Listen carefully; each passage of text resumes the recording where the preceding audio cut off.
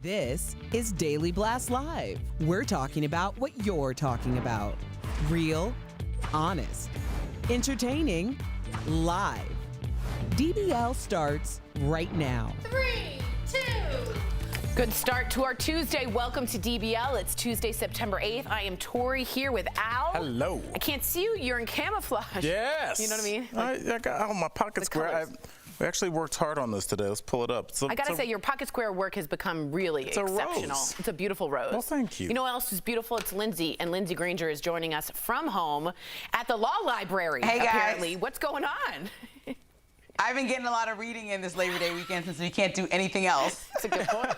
That's a really good point. Well, speaking of this weekend, I know what you guys are all thinking about. It was hot. It was a hot weekend for much of the U.S. with record-setting temperatures and wildfires across the West. So we're going to go straight to California. The National Guard is working to rescue dozens of people who are now trapped near the Creek Fire. Overnight, there were 13 people who were rescued after a helicopter was finally able to land despite all of the smoke. Now, the fire created an eerie orange haze that looked like seen straight out of a movie. It was at my house, too. It was raining ash. From space, you can see just how massive the smoke plume is from all those fires in California. Look at that, Al, Lindsay. Now, we're also learning that one of the fires there, the El Dorado fire, was sparked by a smoke device from a gender reveal.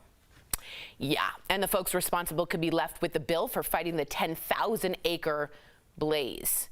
Can I just be honest? Gender reveals, you gotta be, I'm over this. Pyrotechnic, blue, pink. Just when it comes out, let me know. You know what I mean? Like, Lindsay, what do you think? This is ridiculous. This is one from Arizona that started that fire and cost them $220,000 in fines. But people don't understand that these things are either felonies or misdemeanors. So like that incident in Arizona, they got 5 years probation for that. So I'm sure the entire family and everybody that's excited about you having a baby and the baby coming out would rather if their parents were not back and forth in court over starting a fire to say that it's a boy.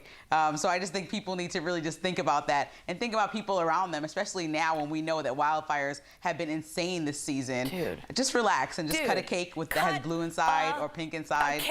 I have a question for both of you guys. At what point does this no longer become about the baby?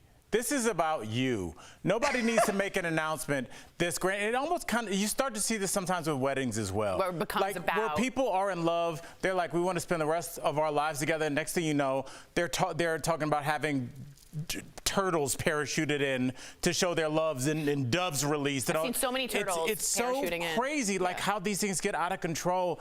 And I just wonder at what point, like, when was the last time you thought about your baby as you're hooking up the blue wire to the red wire? Like, what a strange way to celebrate something. I agree. After we've seen this happen already, Tori Lanez. I totally agree with you. We also want to let you guys know we here are in Colorado, and we're having what you call a Willy Wonka type of weather pattern. Here's what you have. No one calls it a Willy Wonka pattern. I did.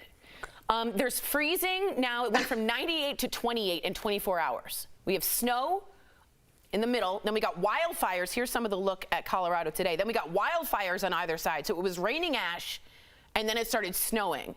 It was, I mean, I don't understand what's going on. How do you deal with that, Al? Are you okay? Is your plants okay? I think you just take every piece of clothing that you have and keep it in the car. That way, like, you're covered. I have a winter coat with me. I have a tank top with me. Like, it's like the X-Men are coming. Like, what's going on with this weather, Linz? Lindsay, how are you handling it? Are you okay? Listen, I'm just trying to lay low because I don't get that. Like, how many texts I got last night? Like, oh my God, is it gonna snow? I'm like, that's a real news story. It's truly gonna snow. Lindsay, reach behind you and get the Farmer's Almanac. Yeah, check out. And figure out the last time this happened. To the left, Linz. There we go. She's always okay, got it. It'll stop on Tuesday. She's got a plethora of almanacs for us to look at. All right. A lot of people worried that the holiday weekend would bring out the crowds, causing another spike in coronavirus cases. And by the looks of it, Americans failed that Labor Day challenge. What a surprise. Just check out this video from Friday night. Hundreds of people gathered together in Las Vegas, not social distancing, and many without masks. Meantime, Northeastern University has dismissed 11 students for violating the school's COVID-19 rules. rules. They got caught gathering together in a dorm room without social distancing or masks. But get this, okay? The university is keeping their tuition, reportedly, all $36,500 worth. Is that fair, Lindsay, to keep the tuition? I get it. Rules are rules, and I hope that we make them stricter for masks. But to keep the money, what do you think? I mean, they should keep the days that are already paid for. But when you said $36,000, first thing I thought is, how is college even an option anymore? That's so expensive. So expensive. So that was the thing that baffled me. I couldn't get past that. But now that I'm also past it, I also heard about a similar story at the college I went to, that kids were paid for class in dorm rooms, and now they're just working and doing all classes from their dorm rooms. And so you basically paid to live on campus and not see a teacher or go to any classes. You could have done that and not paid to live in a dorm all year from your home or wherever your parents live. So a lot of these rules are like, we're in a weird new territory where people are just making stuff up. Yeah, Harvard, for instance, Al, isn't lowering their tuition, I believe, but they're not doing room and board. So, like, what is all that money going to? Well, guys, this is what I said was going to happen with college. And Lynn, you're talking about $36,000. First of all, it's a lot more than that, because you think about the interest that's going to be tacked on. That $36,000, that will probably almost triple by the time that $36,000 loan is paid off over the course of the student's earning lifetime. On top of that, I think we're seeing colleges start to panic, because we're all realizing that most of the stuff you pay for college is garbage. It's football games, it's parties, it's cake stands, it's pep rallies, it's hanging out in the student union, eating food, making memories, all that kind of stuff. But it can't work both ways. College can't be the same price if you're there or not. Yeah, that's like saying we're going to charge you the price of a Super Bowl ticket for you to watch it at home. Yeah. That doesn't make any sense. Yeah. Keg stands. I don't know what that is. Beer funnels, huh? What? Okay, moving on. By the way, John wrote us in and says, Lindsay, go to page 137, if you don't mind, chapter 7 of the Holy Bleep section of the Almanac. That's funny. Yeah, I love it. I'm there. It looks like it's going to be a long winter.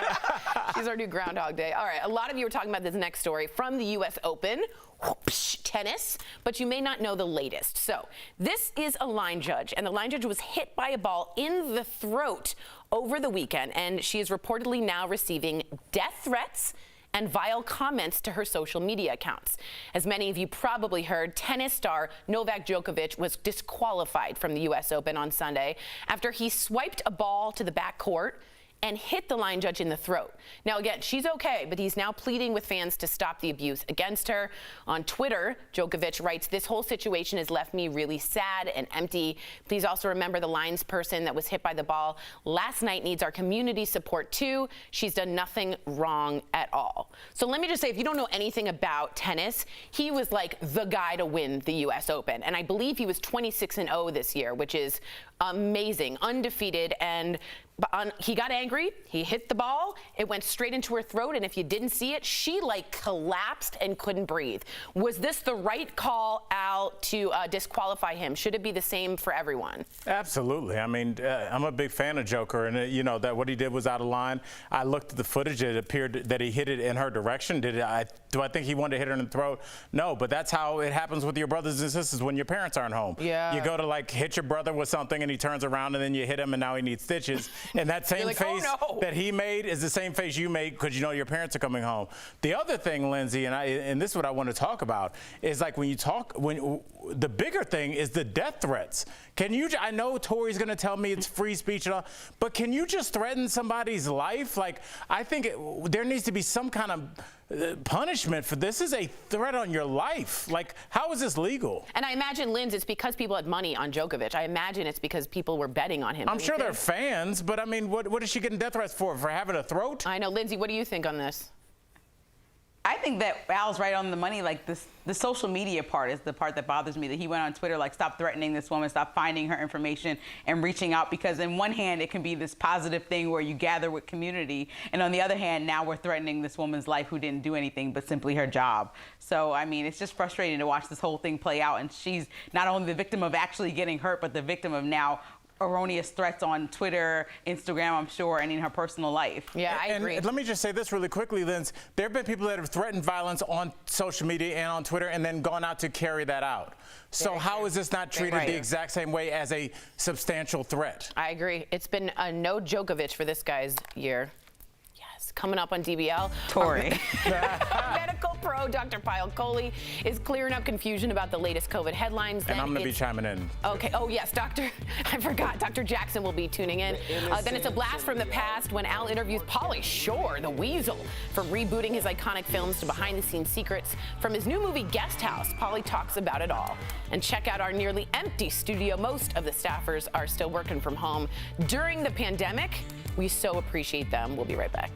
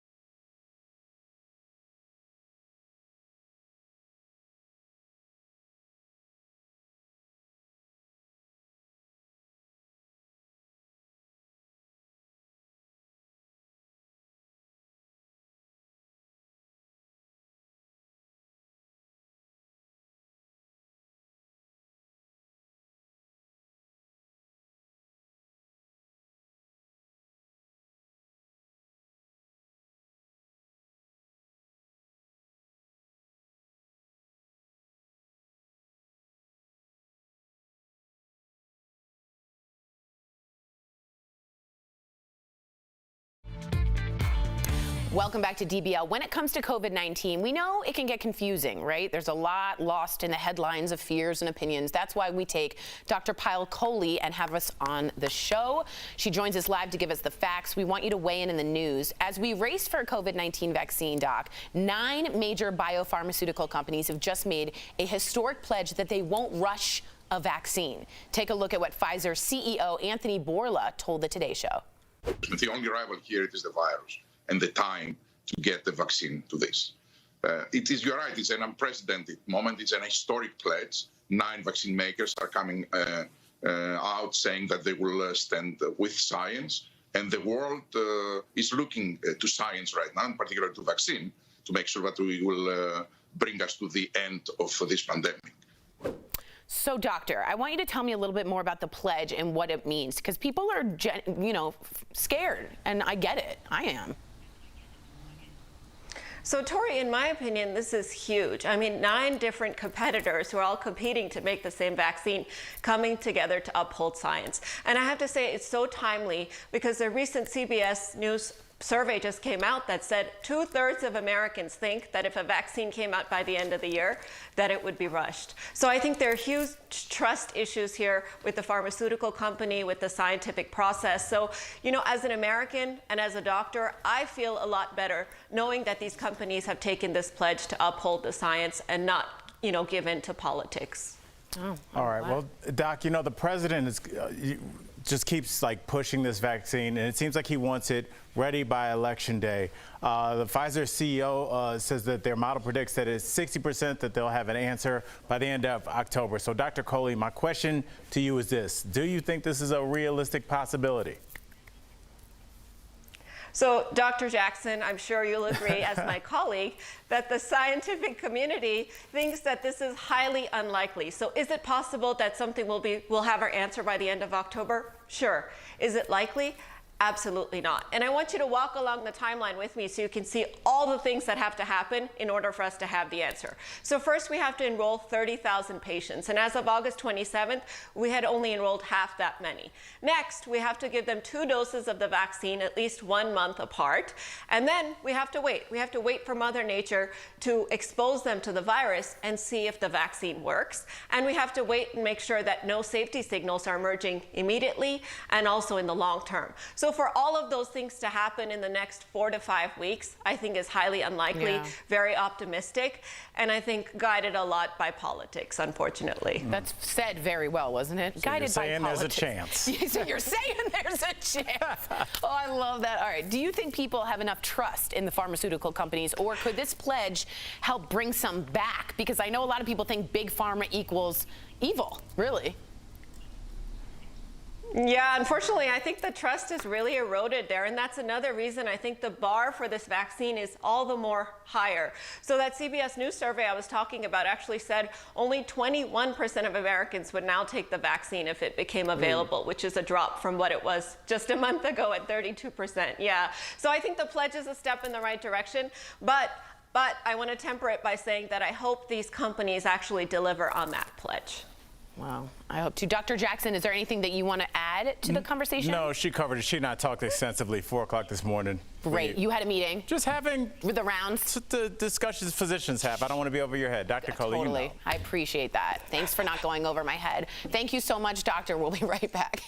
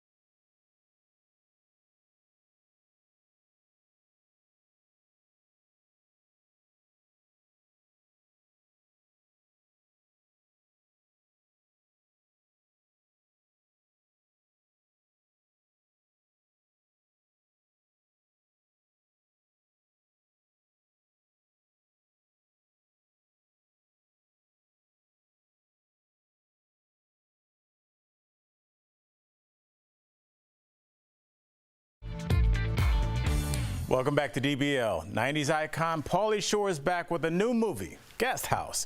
I was lucky enough to catch up with him earlier, and he shared some nostalgia from the decade.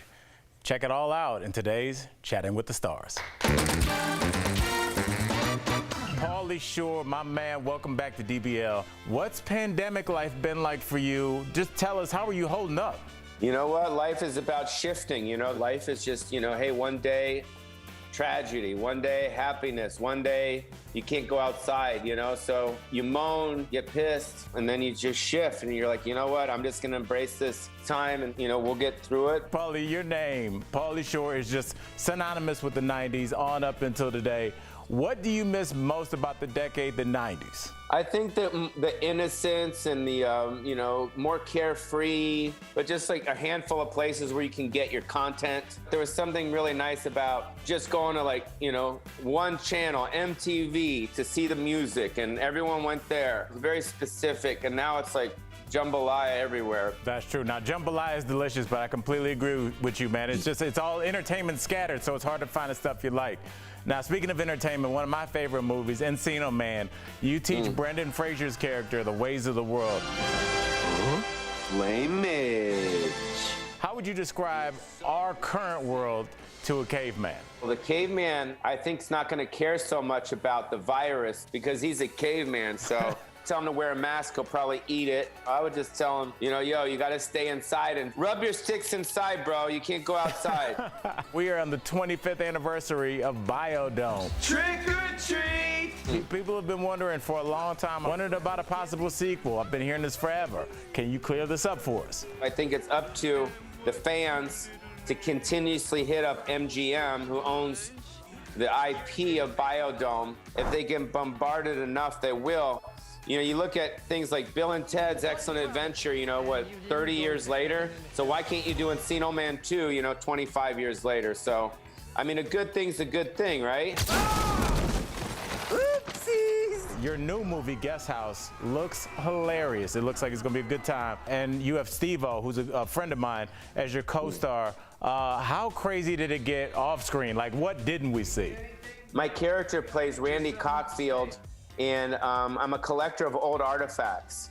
So one of the artifacts that I collected was Tommy Lee's sex swing. I found it at some swap meet or something, So Bobby Lee's character, because we were improvising a lot, he actually got stuck in the sex swing. And he was screaming. I thought it was like he was acting, but he's screaming, no, stop, stop, stop. And then we had to get him out because his little legs got stuck in the sex swing. I feel you on that one, Pauly. There is no better ending to an interview that I've ever had, and I just want to thank you on behalf of DBL for stopping by and saying what's up to us. Guys, we'll be right back.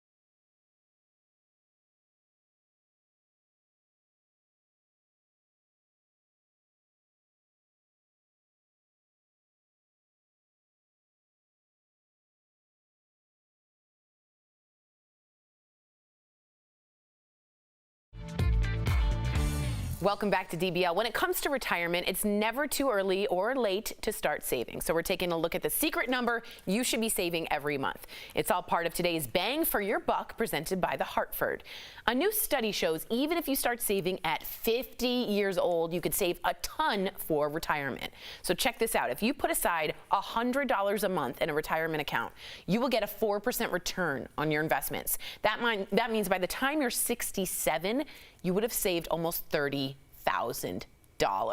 Here's scenario 2. If you put aside $500 a month instead of $100, you will retire with a little over $145,000 at age 67. The sooner you start saving, the better. But if you're behind, it's not too late to get the most bang for your buck. When it comes to the future, the Hartford Financial is here to help. Whether it's home, life, or business insurance, the Buck's got your back. Call 1-800-684-6085 or visit thehartford.com to learn more. Yeah, the people that are the happiest are the people that just have that money and just have it automatically taken out. You can have it taken straight out so you don't even see it. I know. You don't even get tempted like, oh, should I go to dinner? No. Just put it away. 67, you got 30 more years to go out and party. I mean, that was astounding. I do want to show you guys, I did some harvesting because in Colorado, it got cold. So take a look. This is me harvesting my hydrangeas, Al. Looks fun. Okay, and that was my big final harvest. What's up with your mal-shapen vegetables? And then look at my carrots. Tori. It's a wig, kind of. Yeah, but we're trying to have credibility on the show. Wait, time out. Yes. Go back to that carrot photo coming out of your head. Why would you do that? That's insane. Yes. That's insane. That's a great show of garden, but not a good picture. It's like That's literally what's happening in your brain at all times. It's the sexiest picture I own. It's true. Thank you. DBL's new every day. We'll see you same time, same place tomorrow.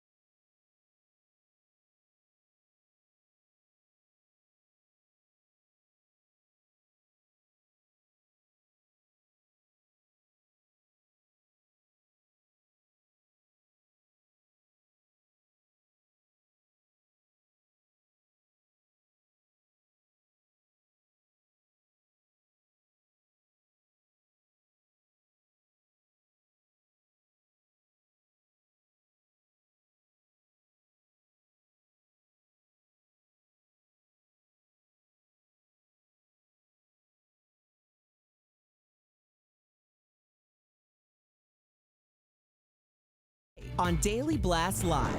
Massive wildfires force hundreds of thousands to evacuate as it's revealed one was started by a gender reveal party. The fallout from that as wild weather from record heat to snowstorms cover the country.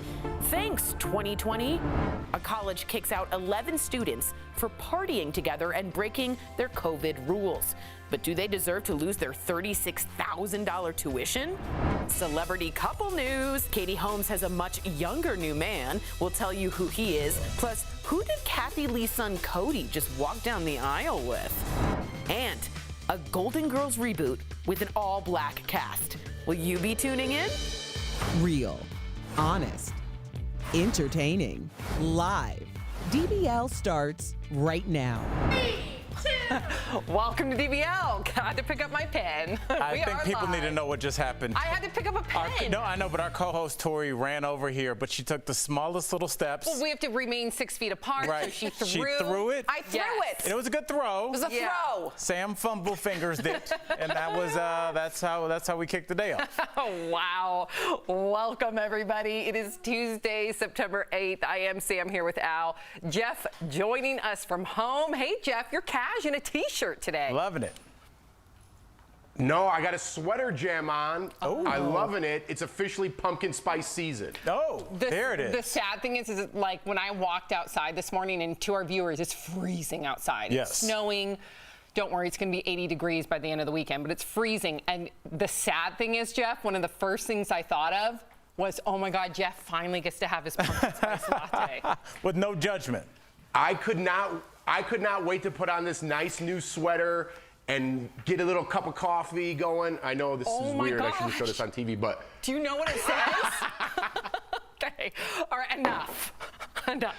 Okay, so it was a hot weekend for much of the U.S. with record-setting temperatures. And, okay, let's take a moment. Take a moment. Are you okay? I'm good. Okay, I know that was a bit of a surprise. We didn't expect to see that on Jeff's mug. Yes, all right. okay. So, yes, there were record-setting temperatures and then also, unfortunately, wildfires across the West. In California, the National Guard is working to rescue dozens of people who are trapped near the Creek Fire. Overnight, there were 13 people who were rescued after a helicopter was finally able to land despite all the smoke. The fire created an eerie orange haze. Look at that. It looks like a scene straight out of a movie. From space, you can see just how massive the smoke plume is from all those fires in California. And we're learning now that one of the fires there, the El Dorado fire, you guys, was sparked by a smoke device from a gender reveal. And the folks responsible, well, they could be left with the bill for fighting the 10,000-acre blaze. Al, I mean, listen, I know that the couple, this was not their intent, obviously. And I know that they're probably feeling all sorts of feelings. And, it's too late for your feelings, man. I'm with you. How irresponsible, given the fact that all these fires have occurred prior to their gender reveal. Right. What are you thinking? I mean, Sam, it's beyond selfish. And also, you know, it's great that we're talking to Jeff. Jeff, you and Jordan got married at the courthouse, correct? Yeah, that's correct. Yeah. And we didn't blow anything up when we disclosed the gender of our baby either. Right, but you guys are still together and your kids are still there and safe and healthy, but you didn't, nothing exploded. You didn't spend $300,000 on your wedding. You guys just, because my question is, when does this stop being about the baby?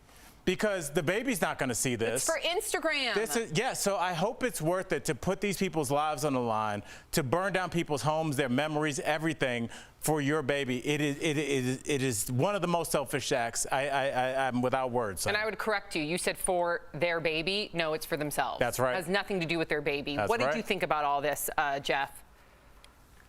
I mean, look at that picture. There's dead grass everywhere.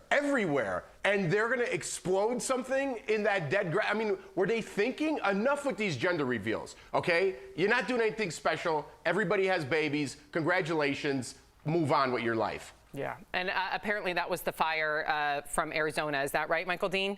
You wanted me to clarify? The one in Arizona, yes. Okay.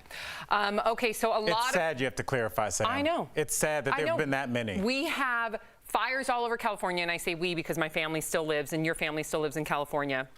And then we have them here in Colorado. Thank God for the rain and the snow, because hopefully that will help contain the fires here. There's now some in Utah, Oregon.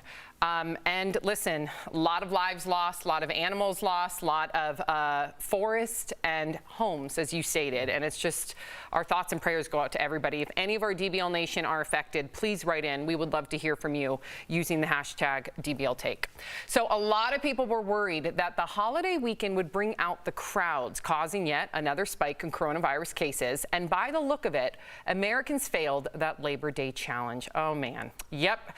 Just check out this video from Friday night. Hundreds of people gathered together in Vegas, not social distancing. Look at that. I don't see that many masks. I don't see very many at all, actually. Meantime, Northeastern University has dismissed 11 students for violating the school's COVID-19 rules. They got caught gathering together in a dorm room without social distancing or masks. But get this, the university is reportedly keeping their tuition, all $36,500 worth. What do you make of that, Jeff? Do you think that's fair? No, definitely not, Sam. And I've ranted about this on the show about universities and how expensive they are and what a money grab it is. And them going back to school and sending everyone back to school is a money grab, right? They're being irresponsible. I understand people have to get their education. I understand you can't do a lot of things online, but it really irks me that they're just stealing money from people. And this is going to set them back later on in life. Jeff, yeah, set them back, bro. Yes, man, because it's not just $36,000. Think about the interest that's going to play out of that as they try to pay off that debt over the course of 10 years, 15 years. They're going to end up paying closer to probably $70,000 or $80,000 when you start tacking on the interest. And for what? They can still go back to school. So is for all the crimes we've seen at colleges, is this now the baseline? Is it $35,000 fine? I disagree with the both of you. Now, I agree with you in the sense that, yes, tuition is totally a money grab, Jeff. I think that your education shouldn't be dependent on how much money you or your parents have or how much money you're going to then have to owe Sally Mae. I literally just paid off Sally Mae, I feel like a handful of years ago. It took me like 15 years to pay off all my student loan debt, so I get it. However, there is a code of conduct. When you go to one of these universities, it is very competitive to get in. You are then taking a spot of another deserving student. You deserve to go there too. Obviously, you got in. So if you're taking a spot from another student, you have to follow the code of conduct. Listen, I don't want to sound like that I'm not empathetic to these students, because all they did really is they thought they could gather with some friends. But at the end of the day, when you violate that code of conduct, there are consequences. They know what that code of conduct is. But the consequence has to match the crime.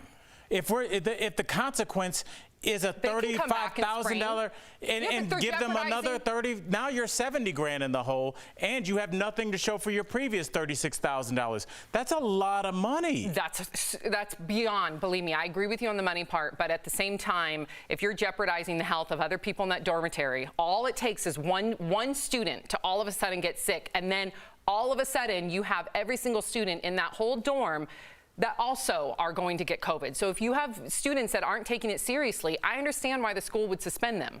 I do. I understand, but they're still letting them play football, Jeff. Yeah, that's a whole nother story. I hear you there. Okay, so a lot of you are talking about this next story from the U.S. Open, but you may not know the latest. The line judge hit by a ball in the throat over the weekend is reportedly receiving death threats and vile comments to her social media accounts. As many of you probably heard, tennis star Novak Djokovic was disqualified from the U.S. Open on Sunday after he swiped a ball to the back court and then hit the line judge in the throat. Well, she is okay, but he's now pleading with his fans to stop the abuse against her. On Twitter, Djokovic writes, "This whole situation has left me really sad and empty.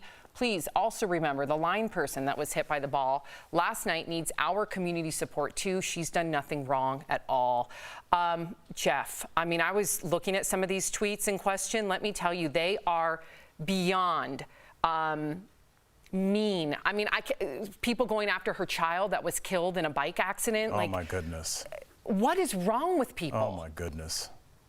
It's out of control, Sam, and I'm telling you, and again, I speak on this all the time. Social media, I don't know why it's not already, but it's going to be a huge problem in years to come.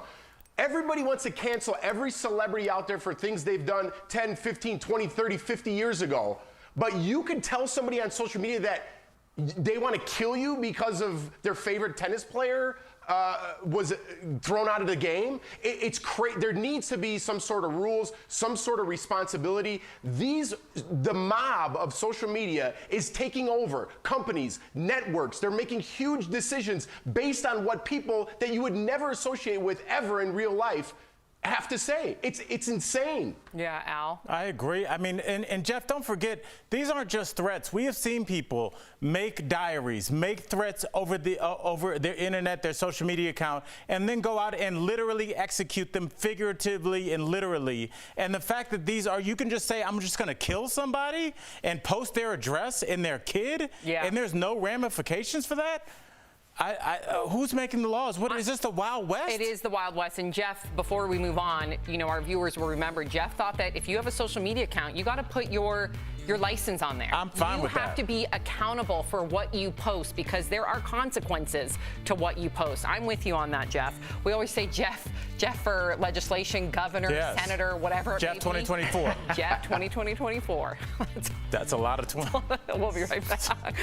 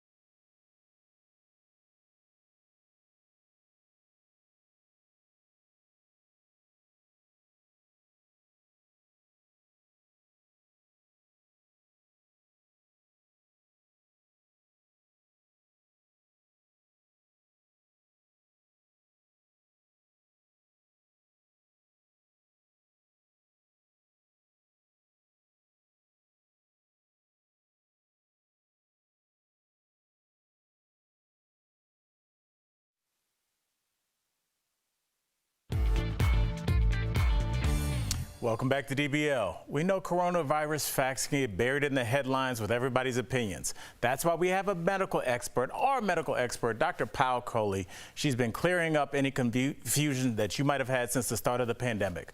My girl Tori and I caught up with her earlier. Take a look. As we race for a COVID-19 vaccine, Doc, 9 major biopharmaceutical companies have just made a historic pledge that they won't rush a vaccine. Take a look at what Pfizer CEO Anthony Bourla told the Today Show. The only rival here is the virus and the time to get the vaccine to this. You're right, it's an unprecedented moment. It's an historic pledge. 9 vaccine makers are coming out saying that they will stand with science. And the world is looking to science right now, in particular to vaccine, to make sure that we will bring us to the end of this pandemic. So, Doctor, I want you to tell me a little bit more about the pledge and what it means, because people are, scared, and I get it. I am. So, Tori, in my opinion, this is huge. I mean, 9 different competitors who are all competing to make the same vaccine coming together to uphold science. And I have to say, it's so timely because the recent CBS News survey just came out that said 2/3 of Americans think that if a vaccine came out by the end of the year, that it would be rushed. So I think there are huge trust issues here with the pharmaceutical company, with the scientific process. So, you know, as an American and as a doctor, I feel a lot better knowing that these companies have taken this pledge to uphold the science and not, you know, give in to politics. Oh, all right. Well, Doc, you know, the president is just keeps like pushing this vaccine, and it seems like he wants it ready by Election Day.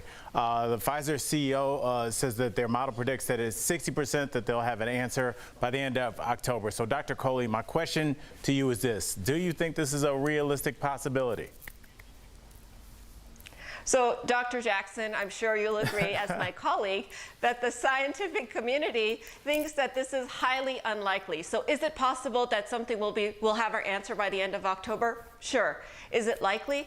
Absolutely not. And I want you to walk along the timeline with me so you can see all the things that have to happen in order for us to have the answer. So first, we have to enroll 30,000 patients. And as of August 27th, we had only enrolled half that many. Next, we have to give them 2 doses of the vaccine at least 1 month apart. And then we have to wait. We have to wait for Mother Nature to expose them to the virus and see if the vaccine works. And we have to wait and make sure that no safety signals are emerging immediately and also in the long term. So for all of those things to happen in the next 4 to 5 weeks, I think is highly unlikely, very optimistic, and I think guided a lot by politics, unfortunately. That's said very well, wasn't it? So Guided you're saying by politics. there's a chance. So you're saying there's a chance. Oh, I love that. All right. Do you think people have enough trust in the pharmaceutical companies, or could this pledge help bring some back? Because I know a lot of people think big pharma equals evil, really. Yeah, unfortunately, I think the trust is really eroded there, and that's another reason I think the bar for this vaccine is all the more higher. So that CBS News survey I was talking about actually said only 21% of Americans would now take the vaccine if it became available, which is a drop from what it was just a month ago at 32%. Yeah, so I think the pledge is a step in the right direction, but I want to temper it by saying that I hope these companies actually deliver on that pledge. Well, I hope to. Dr. Jackson, is there anything that you want to add to the conversation? No, she covered it. She and I talked extensively 4 o'clock this morning. Great. You had a meeting? Just having with the rounds? The discussions physicians have. I don't want to be over your head. Dr. Coley, totally. You know. I appreciate that. Thanks for not going over my head. Thank you so much, Doctor. We'll be right back.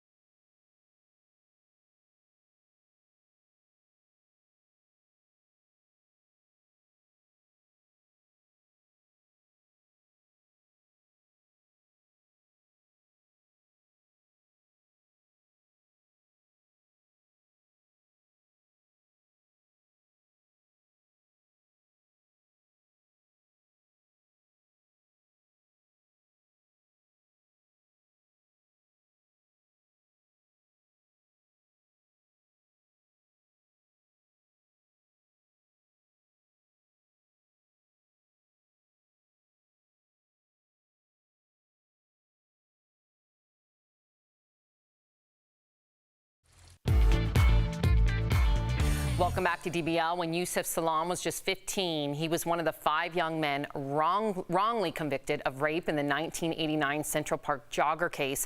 Now he has a new book based on his harrowing experience. Earlier, Lindsay caught up with him and his co-author in today's DBL Spotlight.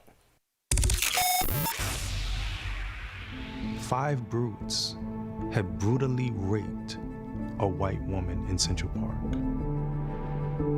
Didn't matter that there was no evidence. There was a lot of confusion at that time because you kind of knew that those boys were innocent. We all knew it was false, but we were the ones that went to prison for those crimes. I'm Yusuf Salaam, and I'm one of the Exonerated 5. Welcome to DBL, Dr. Yusuf Salaam. I have so much admiration for you and your resilience. And author E.B. Zaboy, thank you for joining us. Thank you for having us on your show. Dr. Salaam, I would like to start with you. I have to ask you, how do you deal with the emotional trauma of being one of 5 young black boys wrongfully convicted of raping a white woman that was jogging back in 1989? In a way, through this book, right? Even though this book is not my personal story, you know, Punching the Air and the story of Amal, it gives me the opportunity to heal every time. They never gave us the opportunity to go through any kind of process that allowed us to show back up in the world, having gone through, become prisoners of war, right? We become prisoners of someone else's politics. Now, back when the case was headline news, the current president now, Donald Trump, took out a full-page ad basically trying to give you guys the death penalty. So would you like an apology right now? An apology at this point would be too late. You know, we needed that apology back in 1989, 2 weeks after we were accused. We hadn't even gone to trial yet. And yet he had taken his money and paid for ad space to run in New York City's newspapers, almost signing, sealing, and delivering a conviction. The overwhelming influence that that ad had caused people to believe what they've always believed, that anytime you see a person of color being paraded in front of you, this person is guilty and has to prove themselves innocent. The two of you co-wrote the amazing novel Punching the Air, but your story is not new. You met when you were one of the 5 young men exonerated in the jogger case. Can you tell me what made you guys want to come back together and write this book? I remember the newspapers, seeing them in my 6th grade classroom, but we actually met in college in 1999, and I tried to interview him for my college's newspaper. I never got that interview. And I needed his story to get into the hands of young readers. I wanted the world to remember that what happened to Yusuf happened to him at 15 while he was still a child. And this book is aimed at young readers, teen readers especially, through the eyes of a 16-year-old, because we want everyone to know this is what is happening to children. And Yusuf needs to keep telling his story in several different media so that it's never forgotten. Now, there have been a number of award-winning films that have highlighted the Exonerated 5. Please, stop right there. Don't resist. But I want to know a little from you about why Punching the Air supports that and pushes this story forward. It gives the opportunity for people who are involved in young people's lives, like teachers. It gives them the opportunity to walk in our shoes. It gives them the opportunity to understand their role in life and in society when it comes to young people in particular, especially young people of color, that we should not be relegated to the margins of society, that we should be given every opportunity under the sun to become the greatest selves that we can be. Dr. Salaam, E.B. Zaboy, thank you so much for sharing your time with us. DBL Nation, make sure to pick up a copy of Punching the Air and share it with a young adult in your life. Thanks for joining us. Oh, thank you for having us. We'll be right back. Promotional consideration.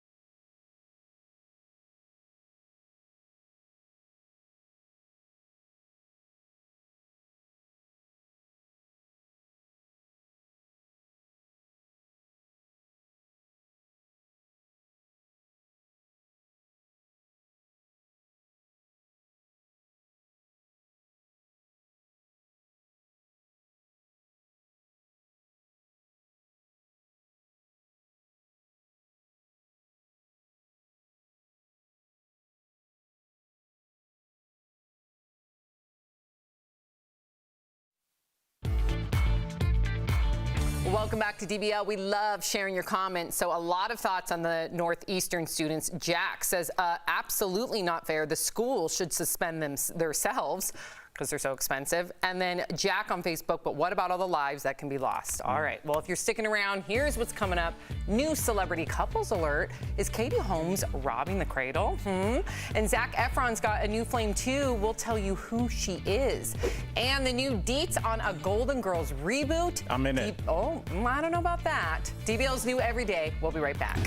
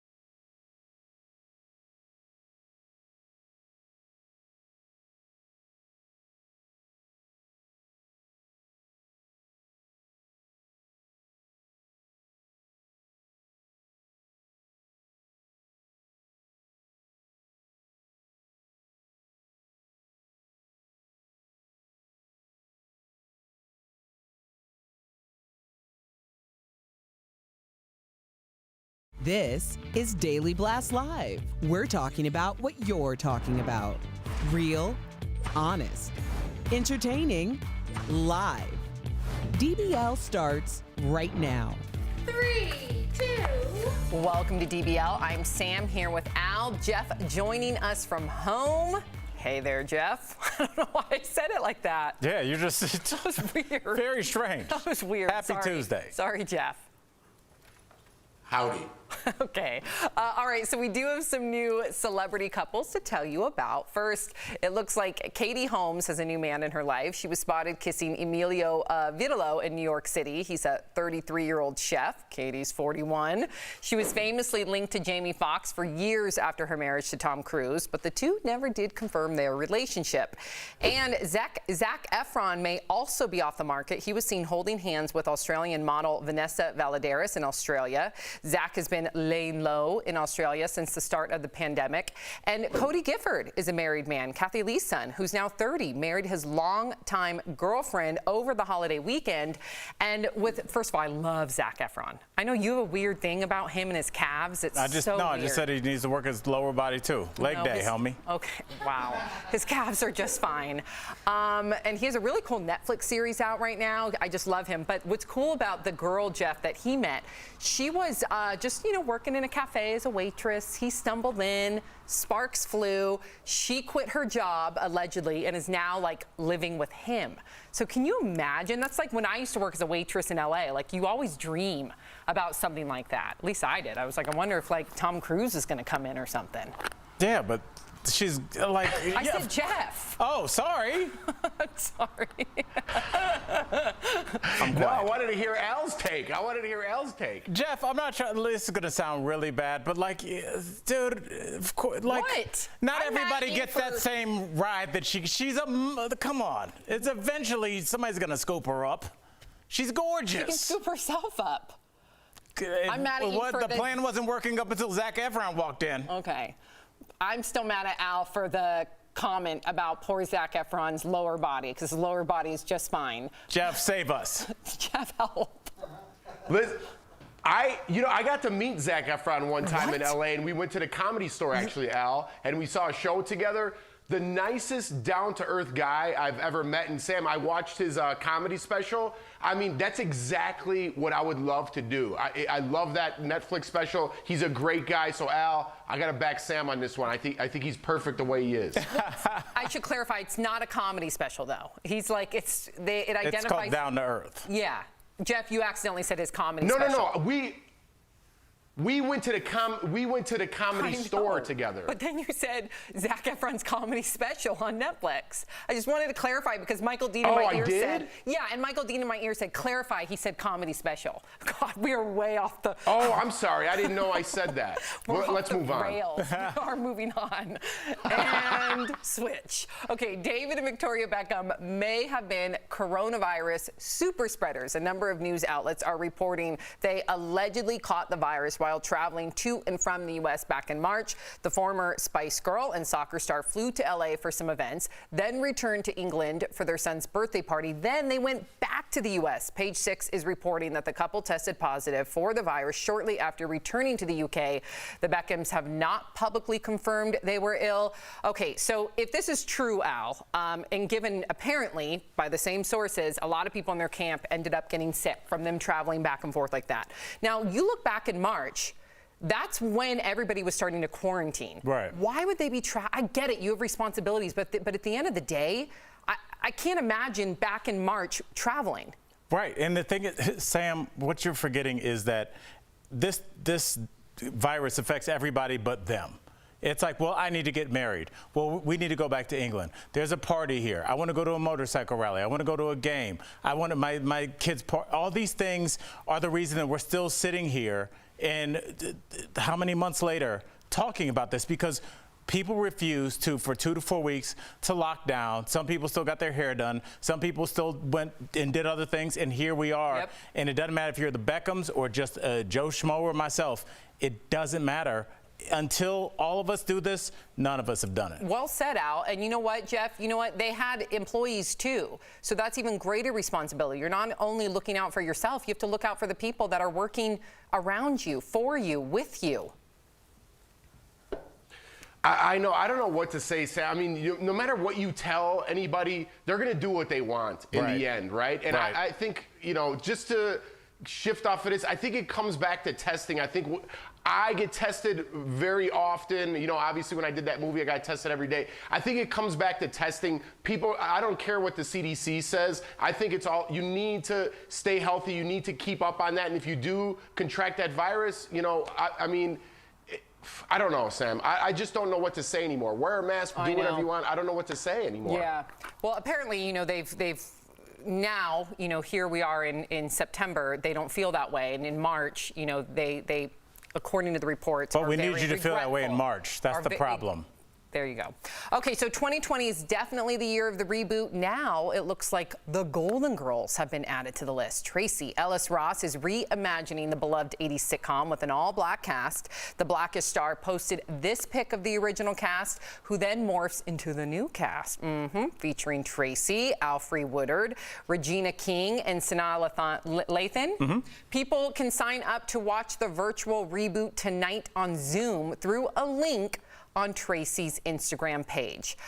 Will you watch this, Jeff? What do you make of it? I wonder if their fans, I mean, I know that their fans range in age, but I wonder if some of the younger fans even know what the Golden Girls is. Probably I hope not. They do, but they probably don't. This is a testament to them. They're too young to be Golden Girls. They look too good. But I wanted to ask you guys a question. Wasn't the oldest woman on the Golden Girls, or at least looked the oldest, actually the youngest? Sophia. They just did her up with makeup? It was Estelle Getty. She was the youngest one. I believe she was 61, Jeff. So she was the youngest one. But yeah, she played kind of the grandma to the Golden Girls. Yeah, I was a big fan. I think you're right, Jeff. Part of the Golden Girls was people embarking on their senior tour and life, and still dating and still interacting with each other.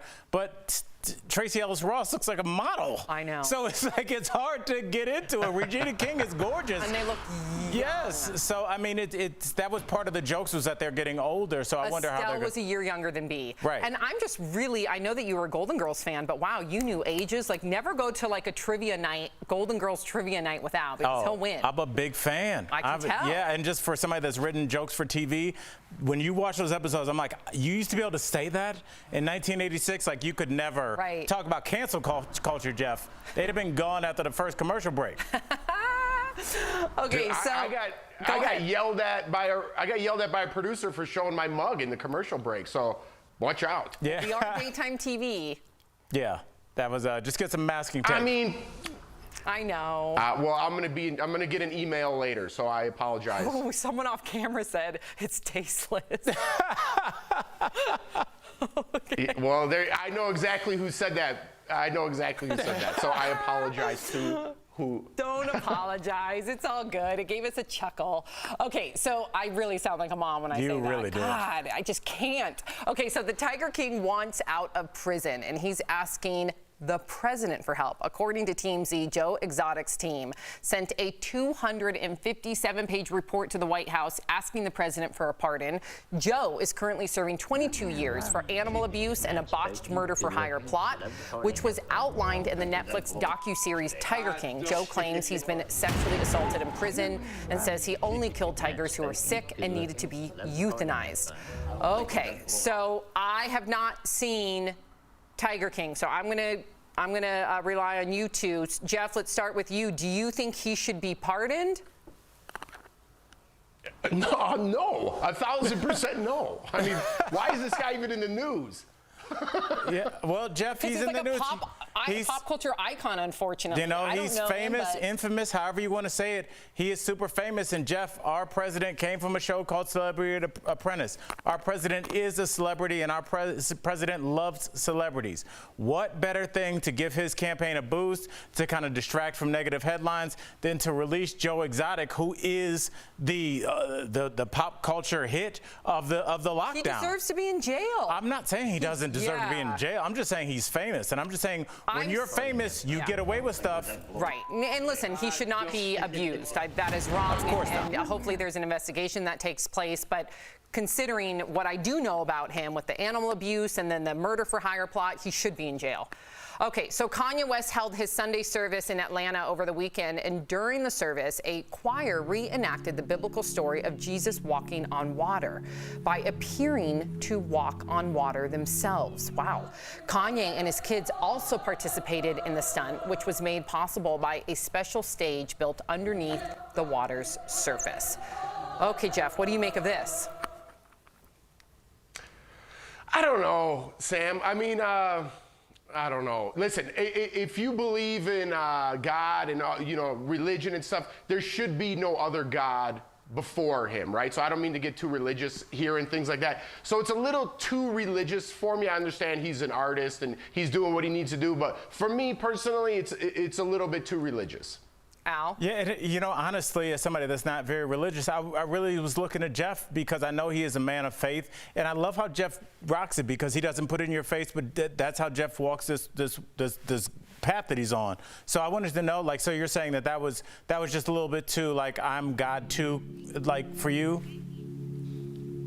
Yeah, and I understand Kanye's an artist. I'm not offended or I'm not mad at Kanye by any means. I understand he's just trying to make art. But for me, I don't like when someone thinks that they are God or they're better than God. And I know, again, I don't want to offend anybody by saying that. It's just my personal taste. Yeah, and I've never minced words when it comes to my feelings about Kanye West. I think his music is great, and I get it. People are going to say he's struggling with a mental breakdown. I don't think that can be the excuse, no, right? Not anymore, because no. I know a lot of people with mental illnesses, myself included, where we can't just use that as our crutch. Now, this, to me, and the reason why I preface this is because I thought this was a beautiful art piece, and I'm not a very religious person, but watching that, I thought that was quite beautiful. But right. I'm with you and Jeff, where I don't like that he always puts himself on a pedestal, almost like he's godly, right? Remember, right. when what was it, a magazine that he made himself look like Jesus? Right, He felt he was godlike, Jesus-like. So, right. this is something that he's believed about himself for a very long time, and that's always turned me off as a person. I'm with you there. Okay, so Jeff, do not go anywhere. Coming up on DBL, Toni Braxton says she regrets not having more sex when she was younger. What? DBL Nation, don't be shy. Do you feel the same? We're going to share your comments coming up next.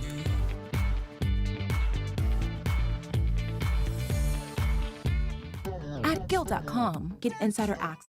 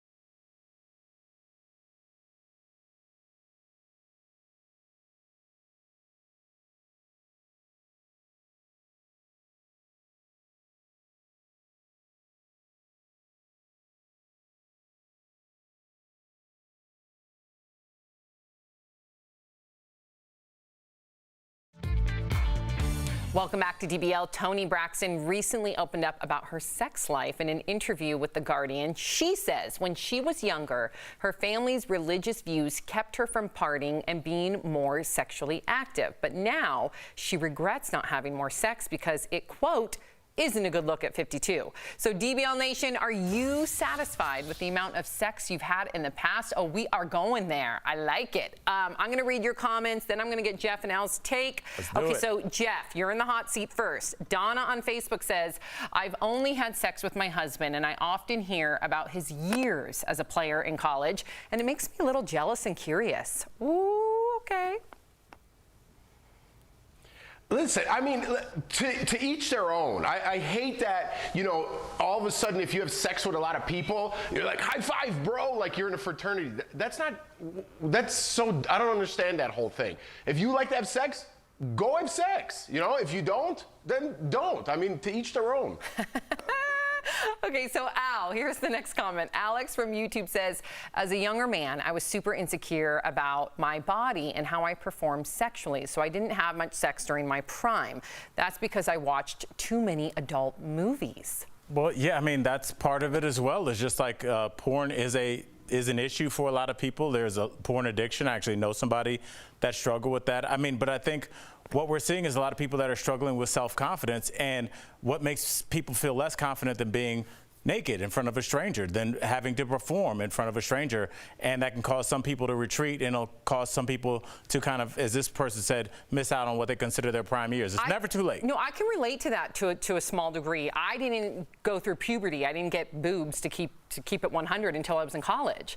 And that's when I finally hit puberty. And I think my swimming had a lot to do with that, because I was under such like a intense workout. Very intense regimen. So yeah, I didn't really want to be, what was that? What was that? Oh, okay. I didn't want to be like naked in front of somebody, because I literally had not gone through puberty. That's honest, and you're being vulnerable. Yeah. You know, it's tough. So I get it. Jeff has a smirk on his face. Okay, so next, Sheena from YouTube. No, I'm laughing, Sam, I'm laughing at what Al said. Instead of just saying sex, Al said perform naked with somebody. That's Jeff, it is a performance. You got to be in shape. It is. Yeah, you got to be in shape. I know. Get your lower back together. Like, you have to be a lot of core strength. Yes. Wow. Next, Sheena from YouTube says, I totally wish I had premarital sex because I ended up getting married and divorced twice anyway. Ooh. Oh, it's my turn again. Yeah, I'm kind of with you guys, like to each its own, but I do remember being like insecure about my body, and that did probably impact whether or not I would perform. Right. All right. So. Now, performing is my word. Yeah, exactly. Okay, Jeff, Ed from Facebook says, I actually wish I had less sex in the past. I was hooking up with girls I wasn't even attracted to just to brag and seem cool. That kind of goes back to my first point. By the way, I love that we're 40 years old and we act like we're 10 years old on national television. We can't have a coffee mug or this guy.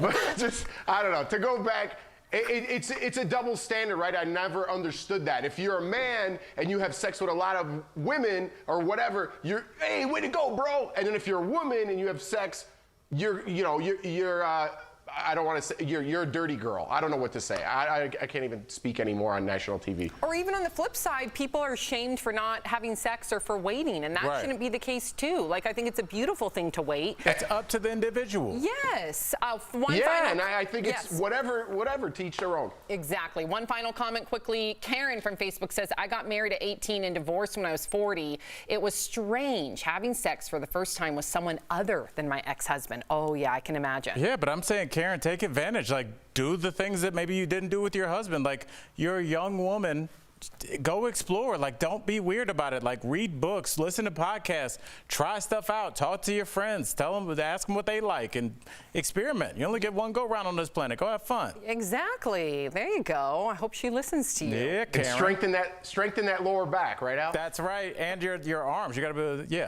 your arms. You have to build up. Yeah, you do. Okay, I'm saying you need to be in shape.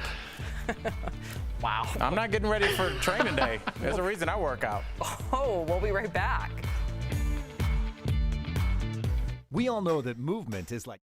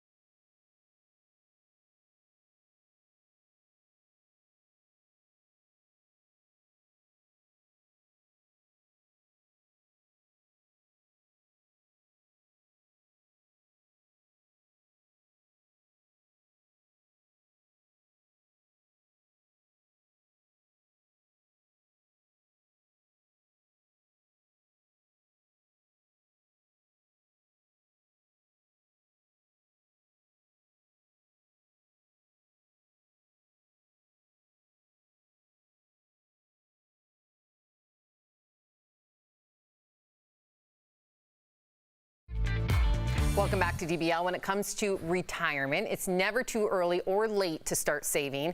We're taking a look at the secret number you should be saving every month. It's all part of today's Bang for Your Buck presented by The Hartford. So a new study shows even if you start saving at 50 years old, you could save a ton for retirement. Check this out. If you put aside $100 a month in a retirement account, you will get a 4% return on your investments. That means by the time you're 67, you would have saved almost $30,000. So here's another scenario. If you put aside $500 a month instead of the $100, you will retire with a little over $145,000 at the age of 67.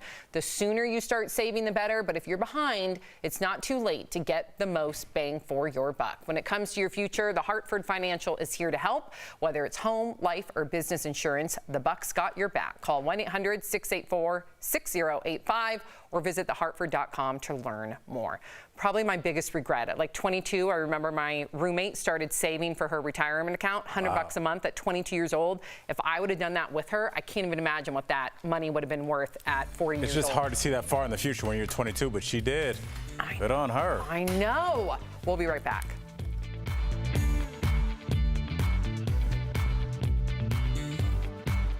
Promotional consideration is brought to you by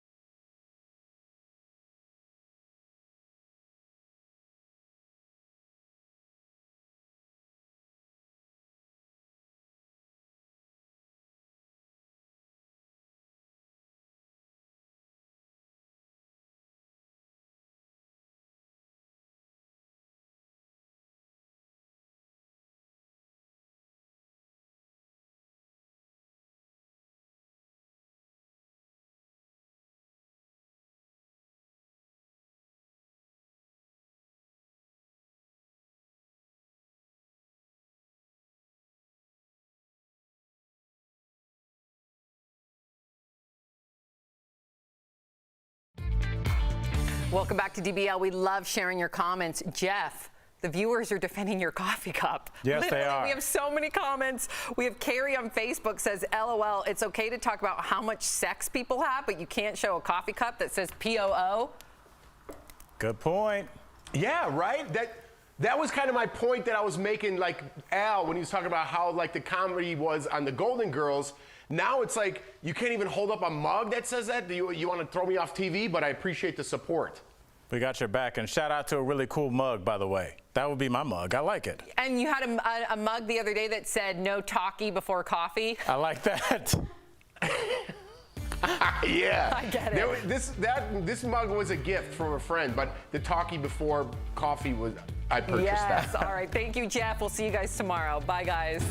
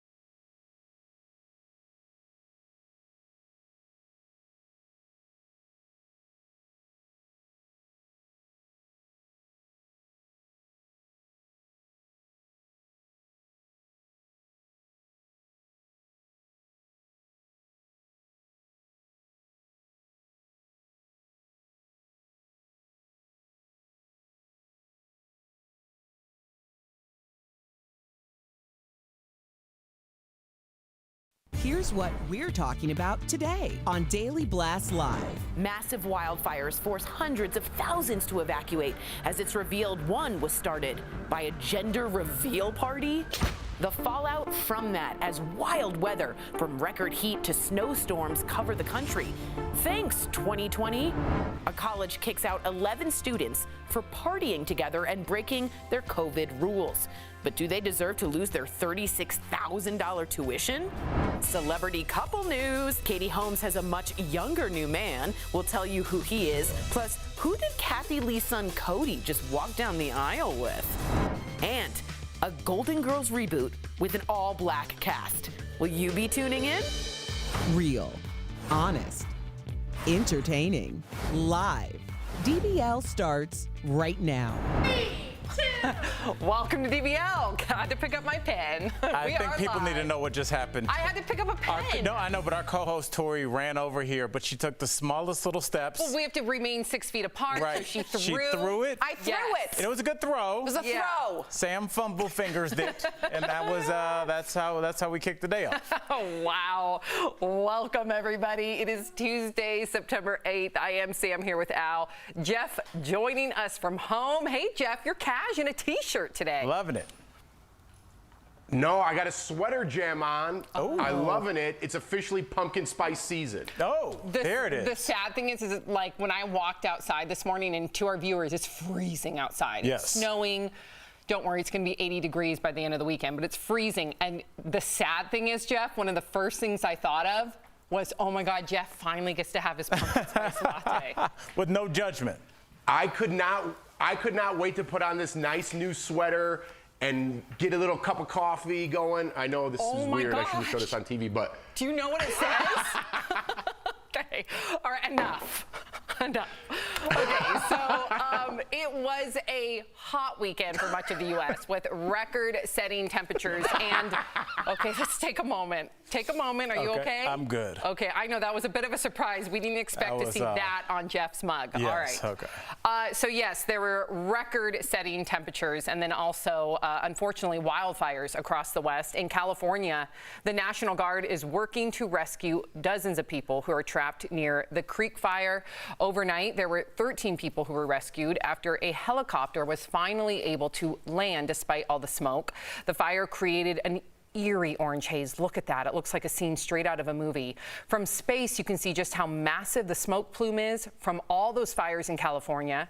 And we're learning now that one of the fires there, the El Dorado fire, you guys, was sparked by a smoke device from a gender reveal. And the folks responsible, well, they could be left with the bill for fighting the 10,000-acre blaze. Al, I mean, listen, I know that the couple, this was not their intent, obviously. And I know that they're probably feeling all sorts of feelings. And too late for your feelings, man. I'm with you. How irresponsible, given the fact that all these fires have occurred prior to their gender reveal. Right. What are you thinking? I mean, Sam, it's beyond selfish. And also, you know, it's great that we're talking to Jeff. Jeff, you and Jordan got married at the courthouse, correct?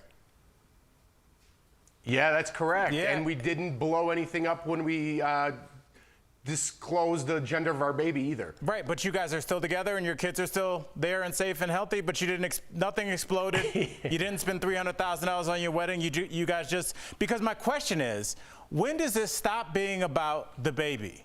Because the baby's not going to see this. It's for Instagram. This is, yeah, so I hope it's worth it to put these people's lives on the line, to burn down people's homes, their memories, everything for your baby. It is one of the most selfish acts. I'm without words. And I would correct you. You said for their baby. No, it's for themselves. That's right. It has nothing to do with their baby. That's what did right. you think about all this, Jeff?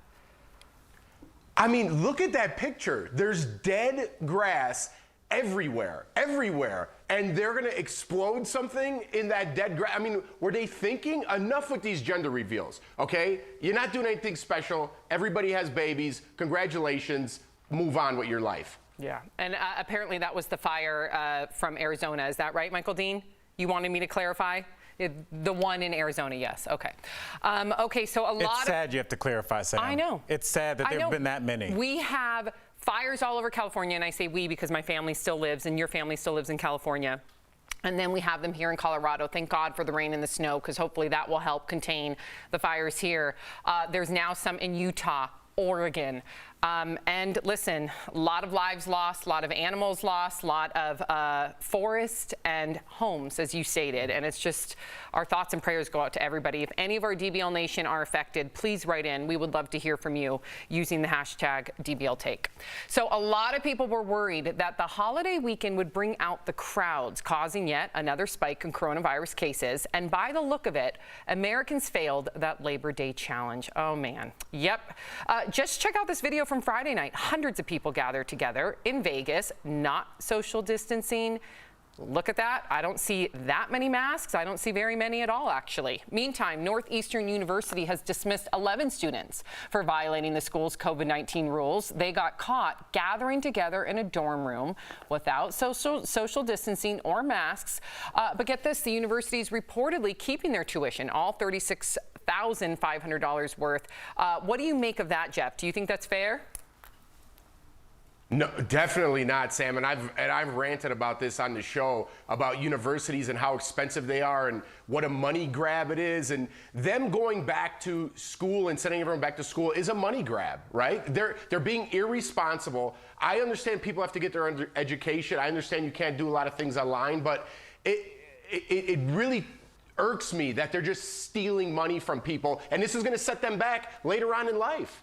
Jeff, yeah, set them back, bro. Yes, man, because it's not just $36,000. Think about the interest that's going to play out of that as they try to pay off that debt over the course of 10 years, 15 years. They're going to end up paying closer to probably $70,000 or $80,000 when you start tacking on the interest. And for what? They can still go back to school. So is for all the crimes we've seen at colleges, Is this now the baseline? Is a $35,000 fine? I disagree with the both of you. Now, I agree with you in the sense that, yes, tuition is totally a money grab, Jeff. I think that your education shouldn't be dependent on how much money you or your parents have or how much money you're going to then have to owe Sally Mae. I literally just paid off Sally Mae, I feel like a handful of years ago. It took me like 15 years to pay off all my student loan debt, so I get it.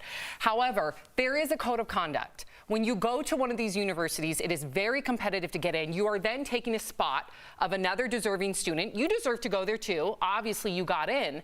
So if you're taking a spot from another student, you have to follow the code of conduct. Listen, I don't want to sound like that I'm not empathetic to these students, because all they did really is they thought they could gather with some friends. But at the end of the day, when you violate that code of conduct, there are consequences. They know what that code of conduct is. But the consequence has to match the crime.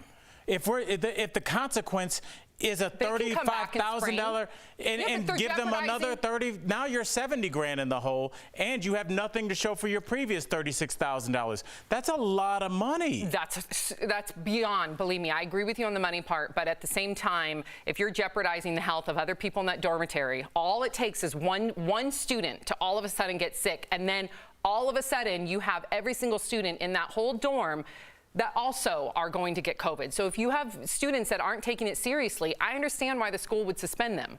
I do. I understand, but they're still letting them play football, Jeff. Yeah, that's a whole nother story. I hear you there. Okay, so a lot of you are talking about this next story from the U.S. Open, but you may not know the latest. The line judge hit by a ball in the throat over the weekend is reportedly receiving death threats and vile comments to her social media accounts. As many of you probably heard, tennis star Novak Djokovic was disqualified from the U.S. Open on Sunday after he swiped a ball to the back court and then hit the line judge in the throat. Well, she is okay, but he's now pleading with his fans to stop the abuse against her. On Twitter, Djokovic writes, "This whole situation has left me really sad and empty. Please also remember the line person that was hit by the ball last night needs our community support too. She's done nothing wrong at all." Jeff, I mean, I was looking at some of these tweets in question. Let me tell you, they are beyond mean. I mean, people going after her child that was killed in a bike accident. Oh, my goodness. What is wrong with people? Oh, my goodness. It's out of control, Sandra. I'm telling you, and again, I speak on this all the time. Social media, I don't know why it's not already, but it's going to be a huge problem in years to come. Everybody wants to cancel every celebrity out there for things they've done 10, 15, 20, 30, 50 years ago.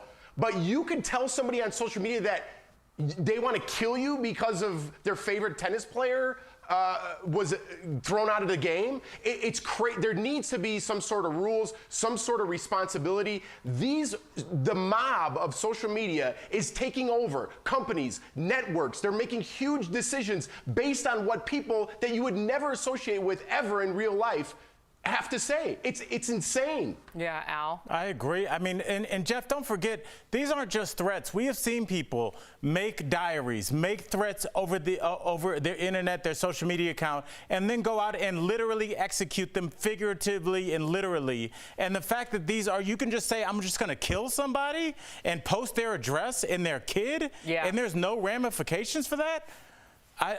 Who's making the laws? What is this, the Wild West? It is the Wild West. And Jeff, before we move on, you know, our viewers will remember, Jeff thought that if you have a social media account, you got to put your license on there. I'm fine with that. You have to be accountable for what you post because there are consequences to what you post. I'm with you on that, Jeff. We always say Jeff for legislation, governor, senator, whatever it Jeff may 2024. Be. Jeff 2024. That's a lot of 20. We'll be right back. This is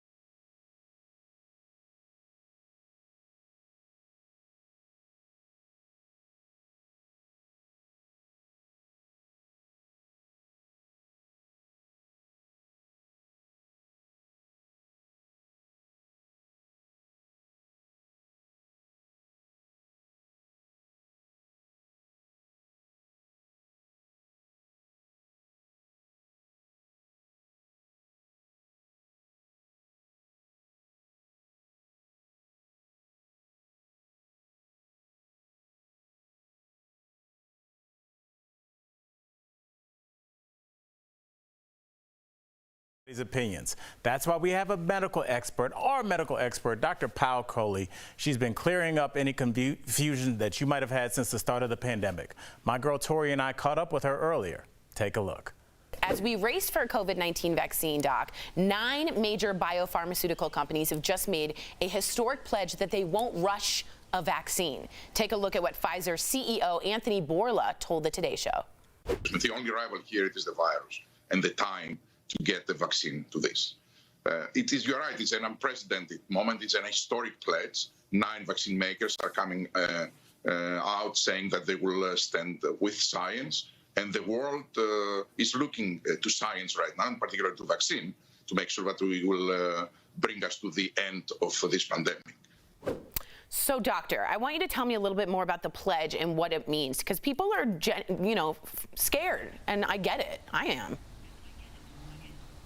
So, Tori, in my opinion, this is huge. I mean, 9 different competitors who are all competing to make the same vaccine coming together to uphold science. And I have to say it's so timely because a recent CBS News survey just came out that said 2/3 of Americans think that if a vaccine came out by the end of the year, that it would be rushed. So I think there are huge trust issues here with the pharmaceutical company, with the scientific process. So, as an American and as a doctor, I feel a lot better knowing that these companies have taken this pledge to uphold the science and not, give in to politics.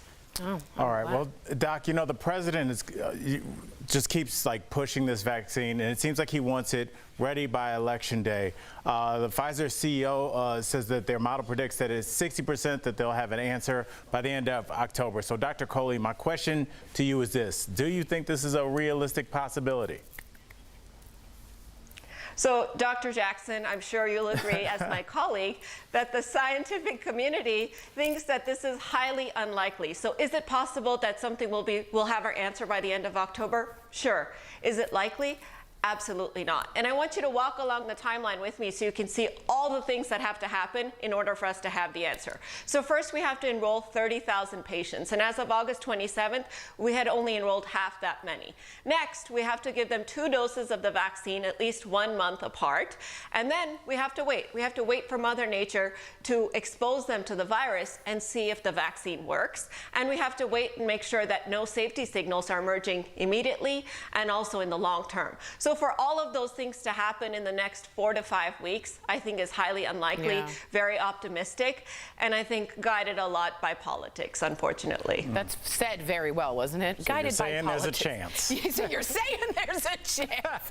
Oh, I love that. All right. Do you think people have enough trust in the pharmaceutical companies, or could this pledge help bring some back? Because I know a lot of people think big pharma equals evil, really. Yeah, unfortunately, I think the trust is really eroded there, and that's another reason I think the bar for this vaccine is all the more higher. So that CBS News survey I was talking about actually said only 21% of Americans would now take the vaccine if it became available, which is a drop from what it was just a month ago at 32%. Yeah, so I think the pledge is a step in the right direction, but I want to temper it by saying that I hope these companies actually deliver on that pledge. Wow, I hope to. Dr. Jackson, is there anything that you want to add to the conversation? No, she covered it. She and I talked extensively 4 o'clock this morning. Great. You had a meeting? Just having with the rounds? The discussions physicians have. I don't want to be over your head. Dr. Coley, totally. you know. I appreciate that. Thanks for not going over my head. Thank you so much, doctor. We'll be right back.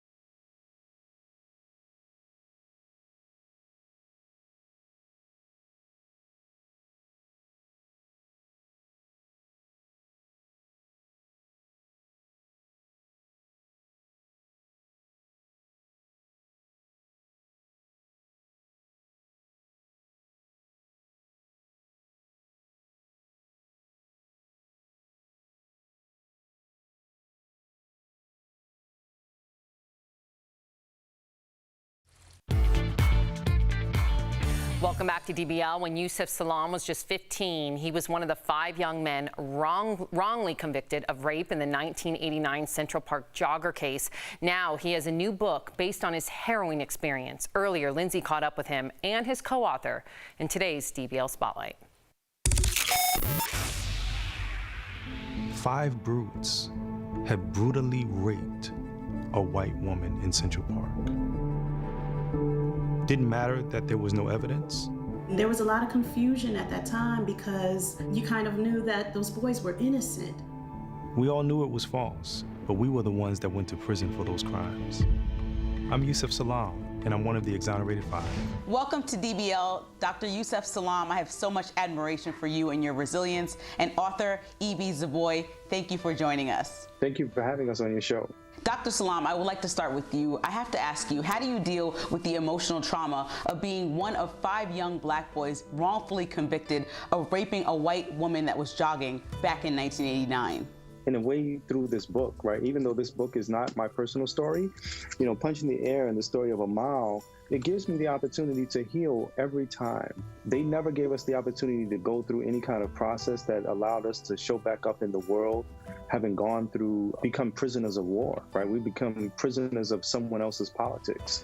Now, back when the case was headline news, the current president now, Donald Trump, took out a full-page ad basically trying to give you guys the death penalty. So would you like an apology right now? An apology at this point would be too late. You know, we needed that apology back in 1989, 2 weeks after we were accused. We hadn't even gone to trial yet. And yet he had taken his money and paid for ad space to run in New York City's newspapers, almost signing, sealing, and delivering a conviction. The overwhelming influence that that ad had caused people to believe what they've always believed, that anytime you see a person of color being paraded in front of you, this person is guilty and has to prove themselves innocent. The two of you co-wrote the amazing novel Punching the Air, but your story is not new. You met when you were one of the 5 young men exonerated in the jogger case. Can you tell me what made you guys want to come back together and write this book? I remember the newspapers, seeing them in my 6th grade classroom, but we actually met in college in 1999, and I tried to interview him for my college's newspaper. I never got that interview. And I needed his story to get into the hands of young readers. I wanted the world to remember that what happened to Yusuf happened to him at 15 while he was still a child. And this book is aimed at young readers, teen readers especially, through the eyes of a 16-year-old, because we want everyone to know this is what is happening to children. And Yusuf needs to keep telling his story in several different media so that it's never forgotten. Now, there have been a number of award-winning films that have highlighted the Exonerated 5. Please, stop right there. Don't resist. But I want to know a little from you about why Punching the Air supports that and pushes this story forward. It gives the opportunity for people who are involved in young people's lives, like teachers. It gives them the opportunity to walk in our shoes. It gives them the opportunity to understand their role in life and in society when it comes to young people in particular, especially young people of color, that we should not be relegated to the margins of society, that we should be given every opportunity under the sun to become the greatest selves that we can be. Dr. Salaam, E.B. Zaboy, thank you so much for sharing your time with us. DBL Nation, make sure to pick up a copy of Punching the Air and share it with a young adult in your life. Thanks for joining us. Oh, thank you for having us. We'll be right back. Promotional consideration is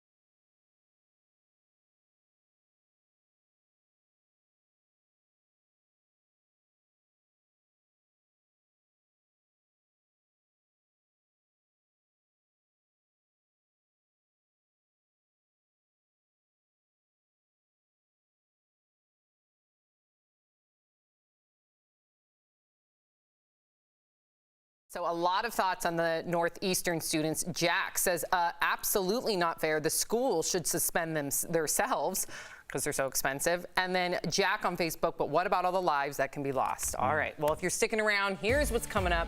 New celebrity couples alert. Is Katie Holmes robbing the cradle? And Zac Efron's got a new flame too. We'll tell you who she is.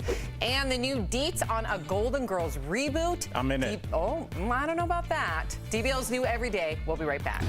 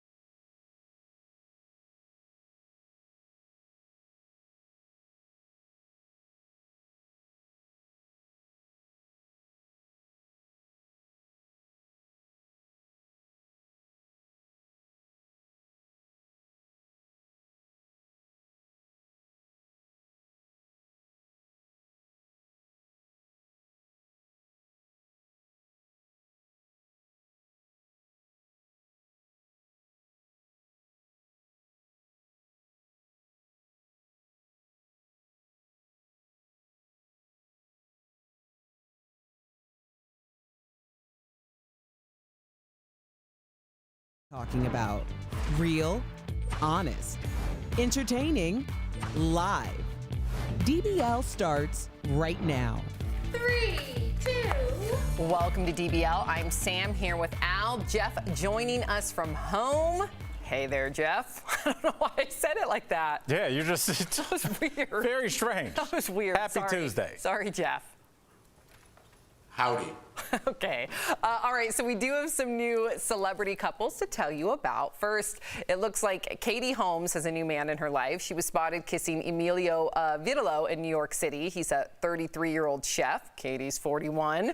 She was famously linked to Jamie Foxx for years after her marriage to Tom Cruise, but the two never did confirm their relationship.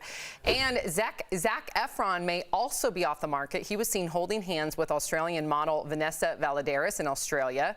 Zac has been laying low in Australia since the start of the pandemic. And Cody Gifford is a married man. Kathy Lee's son, who's now 30, married his longtime girlfriend over the holiday weekend. And first of all, I love Zac Efron. I know you have a weird thing about him and his calves. It's so weird. I just said he needs to work his lower body too. Leg day, homie. Okay, wow. His calves are just fine. And he has a really cool Netflix series out right now. I just love him. But what's cool about the girl, Jeff, that he met, she was just, working in a cafe as a waitress. He stumbled in, sparks flew. She quit her job, allegedly, and is now, living with him. So can you imagine? That's like when I used to work as a waitress in LA. You always dream about something like that. At least I did. I was like, I wonder if, Tom Cruise is going to come in or something. Yeah, but she's I said Jeff. Oh, sorry. Sorry. No, I wanted to hear Al's take. Jeff, I'm not sure. This is going to sound really bad, but dude, of course, what? Not everybody gets that same ride that she's a. Come on, it's eventually somebody's going to scoop her up. She's gorgeous. She can scoop herself up. I'm mad at you the plan wasn't working up until Zac Efron walked in. Okay. I'm still mad at Al for the comment about poor Zac Efron's lower body, because his lower body is just fine. Jeff, save us. Jeff, help. Listen, I got to meet Zac Efron one time in LA, and we went to the Comedy Store, actually, Al, and we saw a show together. The nicest, down-to-earth guy I've ever met. And Sam, I watched his comedy special. I mean, that's exactly what I would love to do. I love that Netflix special. He's a great guy. So, Al, I got to back Sam on this one. I think he's perfect the way he is. I should clarify, it's not a comedy special, though. He's like, it identifies. It's called Down to Earth. Yeah. Jeff, you accidentally said his comedy No, special. no. We went to the comedy store together. But then you said Zac Efron's comedy special on Netflix. I just wanted to clarify because Michael Dean in my ear said, yeah, and Michael Dean in my ear said, clarify, he said comedy special. God, we are way off the. Oh, I'm sorry. I didn't know I said that. Let's move on. Rails. We are moving on. And switch. Okay, David and Victoria Beckham may have been coronavirus super spreaders. A number of news outlets are reporting they allegedly caught the virus while traveling to and from the U.S. back in March. The former Spice Girl and soccer star flew to L.A. for some events, then returned to England for their son's birthday party. Then they went back to the U.S. Page Six is reporting that the couple tested positive for the virus shortly after returning to the U.K.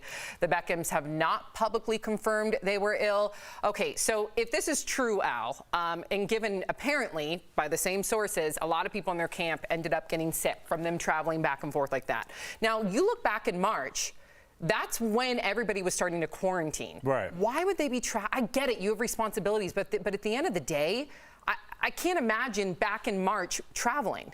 Right, and the thing is, Sam, what you're forgetting is that this virus affects everybody but them. It's like, well, I need to get married. Well, we need to go back to England. There's a party here. I want to go to a motorcycle rally. I want to go to a game. I want my kids' party. All these things are the reason that we're still sitting here and how many months later talking about this, because people refuse for 2 to 4 weeks to lock down. Some people still got their hair done. Some people still went and did other things, and here we are. Yep. And it doesn't matter if you're the Beckhams or just Joe Schmo or myself. It doesn't matter. Until all of us do this, none of us have done it. Well said, Al. And you know what, Jeff? You know what? They had employees, too. So that's even greater responsibility. You're not only looking out for yourself, you have to look out for the people that are working around you, for you, with you. I know. I don't know what to say, Sam. I mean, no matter what you tell anybody, they're going to do what they want in the end, right? And I think, just to shift off of this, I think it comes back to testing. I think I get tested very often. Obviously when I did that movie, I got tested every day. I think it comes back to testing. People, I don't care what the CDC says. I think it's all, you need to stay healthy. You need to keep up on that. And if you do contract that virus, I mean, I don't know, Sam. I just don't know what to say anymore. Wear a mask, do whatever you want. I don't know what to say anymore. Yeah. Well, apparently, they've now, here we are in September, they don't feel that way. And in March, they according to the reports, but we need you to feel that way in March. That's the problem. There you go. Okay, so 2020 is definitely the year of the reboot. Now it looks like the Golden Girls have been added to the list. Tracee Ellis Ross is reimagining the beloved 80s sitcom with an all-black cast. The Blackish star posted this pic of the original cast, who then morphs into the new cast, featuring Tracee, Alfre Woodard, Regina King, and Sanaa Lathan. People can sign up to watch the virtual reboot tonight on Zoom through a link on Tracee's Instagram page. Will you watch this, Jeff? What do you make of it? I wonder if their fans, I mean, I know that their fans range in age, but I wonder if some of the younger fans even know what the Golden Girls is. Probably I hope they do, but they probably don't. This is a testament to them. They're too young to be Golden Girls. They look too good. But I wanted to ask you guys a question. Wasn't the oldest woman on the Golden Girls, or at least looked the oldest, actually the youngest? Sophia. They just did her up with makeup? It was Estelle Getty. She was the youngest one. I believe she was 61, Jeff. So she was the youngest one. But yeah, she played kind of the grandma to the Golden Girls. Yeah, I was a big fan. I think you're right, Jeff. Part of the Golden Girls was people embarking on their senior tour and life and still dating and still, interacting with each other. But Tracee Ellis Ross looks like a model. I know. So it's like it's hard to get into it. Regina King is gorgeous. And they look yes. So I mean, that was part of the jokes was that they're getting older. So I wonder how Estelle they're. was a year younger than B. Right. And I'm just really, I know that you were a Golden Girls fan, but wow, you knew ages. Like never go to like a trivia night, Golden Girls trivia night without, because he'll win. I'm a big fan. I can tell. Yeah, and just for somebody that's written jokes for TV, when you watch those episodes, I'm like, you used to be able to say that in 1986. Like you could never talk about cancel culture, Jeff. They'd have been gone after the first commercial break. Okay, Dude, so I got yelled at by a producer for showing my mug in the commercial break. So watch out. Yeah. We are daytime TV. Yeah, that was just get some masking tape. I mean, I know. well, I'm gonna get an email later, so I apologize. Oh, someone off camera said it's tasteless. Okay. Well, I know exactly who said that. So I apologize to who. Don't apologize. It's all good. It gave us a chuckle. Okay, so I really sound like a mom when I say that. You really do. God, I just can't. Okay, so the Tiger King wants out of prison, and he's asking the president for help. According to TMZ, Joe Exotic's team sent a 257-page report to the White House asking the president for a pardon. Joe is currently serving 22 years for animal abuse and a botched murder-for-hire plot, which was outlined in the Netflix docuseries Tiger King. Joe claims he's been sexually assaulted in prison and says he only killed tigers who were sick and needed to be euthanized. Okay, so I have not seen Tiger King, so I'm gonna rely on you two. Jeff, let's start with you. Do you think he should be pardoned? No, 1,000% no. I mean, why is this guy even in the news? Yeah, well, Jeff, he's in like the news. He's pop culture icon, unfortunately. You know, I he's don't know famous, him, but infamous, however you want to say it. He is super famous. And Jeff, our president came from a show called Celebrity Apprentice. Our president is a celebrity, and our president loves celebrities.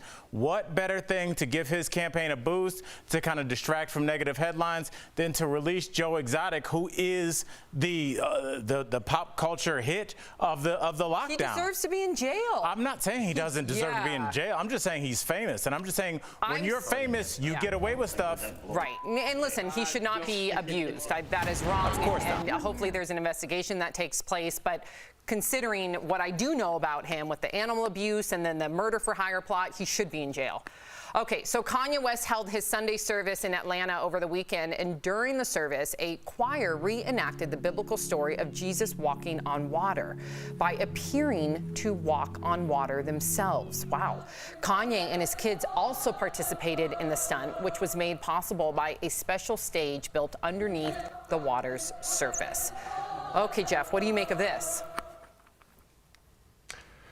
I don't know, Sam. I mean, I don't know. Listen, if you believe in God and religion and stuff, there should be no other God before him, right? So I don't mean to get too religious here and things like that. So it's a little too religious for me. I understand he's an artist and he's doing what he needs to do, but for me personally, it's a little bit too religious. Al? Yeah, honestly, as somebody that's not very religious, I really was looking at Jeff because I know he is a man of faith, and I love how Jeff rocks it because he doesn't put it in your face, but that's how Jeff walks this path that he's on. So I wanted to know, so you're saying that was just a little bit too, I'm God too, for you? Yeah, and I understand Kanye's an artist. I'm not offended or I'm not mad at Kanye by any means. I understand he's just trying to make art. But for me, I don't like when someone thinks that they are God or they're better than God. And I know, again, I don't want to offend anybody by saying that. It's just my personal taste. Yeah, and I've never minced words when it comes to my feelings about Kanye West. I think his music is great, and I get it. People are going to say he's struggling with a mental breakdown. I don't think that can be the excuse, no, right? Not anymore, Because no. I know a lot of people with mental illnesses, myself included, where we can't just use that as our crutch. Now, this, to me, and the reason why I preface this is because I thought this was a beautiful art piece. And I'm not a very religious person, but watching that, I thought that was quite beautiful. But Right. I'm with you and Jeff, where I don't like that he always puts himself on a pedestal, almost like he's godly, right? Remember, Right. like when what was it, a magazine that he made himself look like Jesus? Right, He yeah. felt he was godlike, Jesus-like. So Right. this is something that he's believed about himself for a very long time, and that's always turned me off as a person. I'm with you there. Okay, so Jeff, do not go anywhere. Coming up on DBL, Toni Braxton says she regrets not having more sex when she was younger. What? DBL Nation, don't be shy. Do you feel the same? We're going to share your comments coming up next.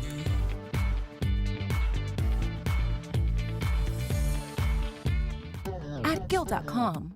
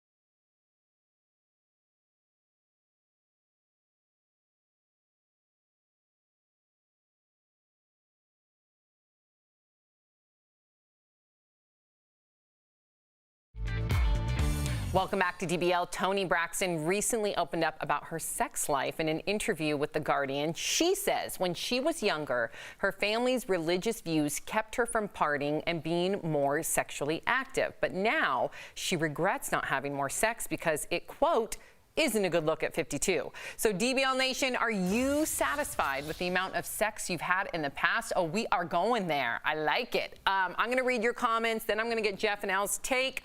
Okay, so Jeff, you're in the hot seat first. Donna on Facebook says, I've only had sex with my husband, and I often hear about his years as a player in college, and it makes me a little jealous and curious. Ooh, okay.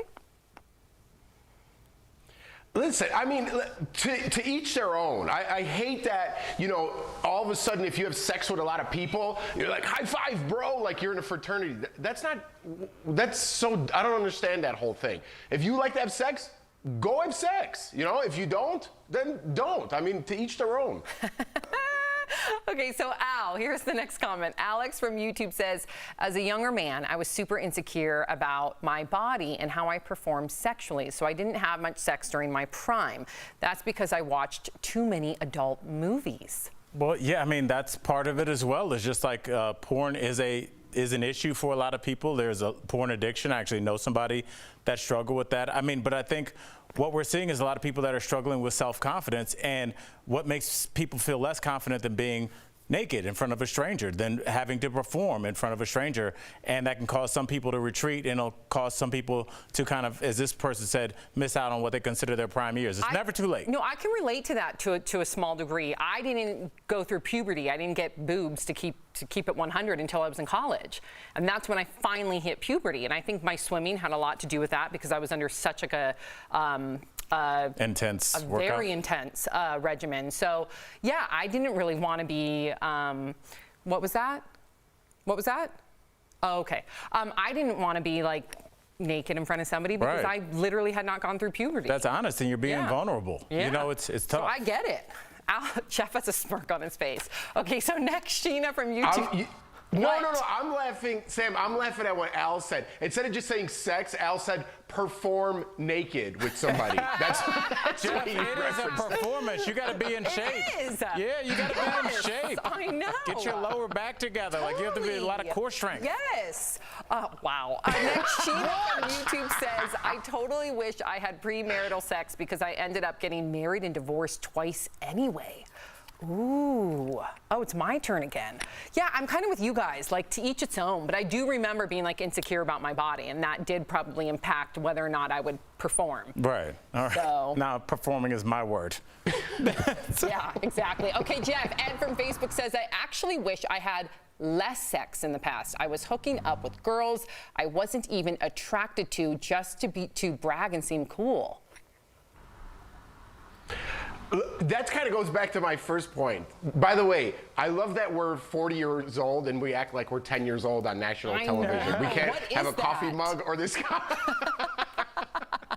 But just, I don't know, to go back, it's a double standard, right? I never understood that. If you're a man and you have sex with a lot of women or whatever, you're, hey, way to go, bro. And then if you're a woman and you have sex, you're I don't want to say, you're a dirty girl. I don't know what to say. I can't even speak anymore on national TV. Or even on the flip side, people are shamed for not having sex or for waiting, and that shouldn't be the case too. Like, I think it's a beautiful thing to wait. It's up to the individual. Yes. And I think it's whatever, to each their own. Exactly. One final comment quickly. Karen from Facebook says, I got married at 18 and divorced when I was 40. It was strange having sex for the first time with someone other than my ex-husband. Oh, yeah, I can imagine. Yeah, but I'm saying, Karen, take advantage. Like, do the things that maybe you didn't do with your husband. Like, you're a young woman, go explore. Like, don't be weird about it. Like, read books, listen to podcasts, try stuff out, talk to your friends, ask them what they like, and experiment. You only get one go round on this planet. Go have fun. Exactly. There you go. I hope she listens to you. Yeah, Karen. And strengthen that lower back, right, Al? That's right. And your arms. You got to be,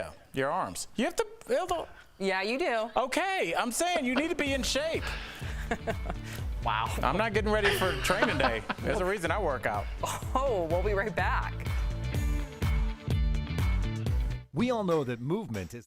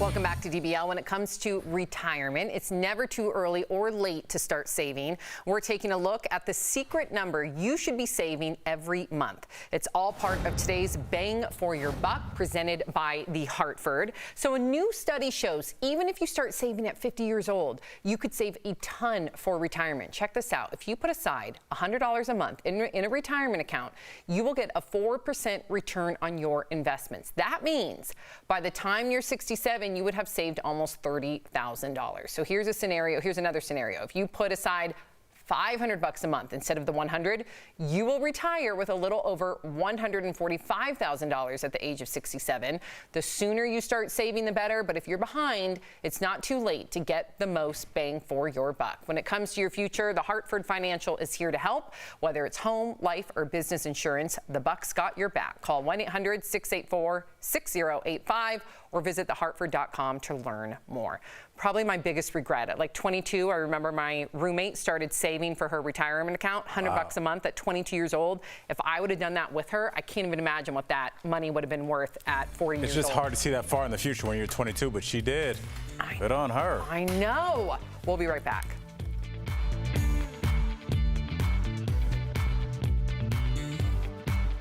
Promotional consideration is brought to you by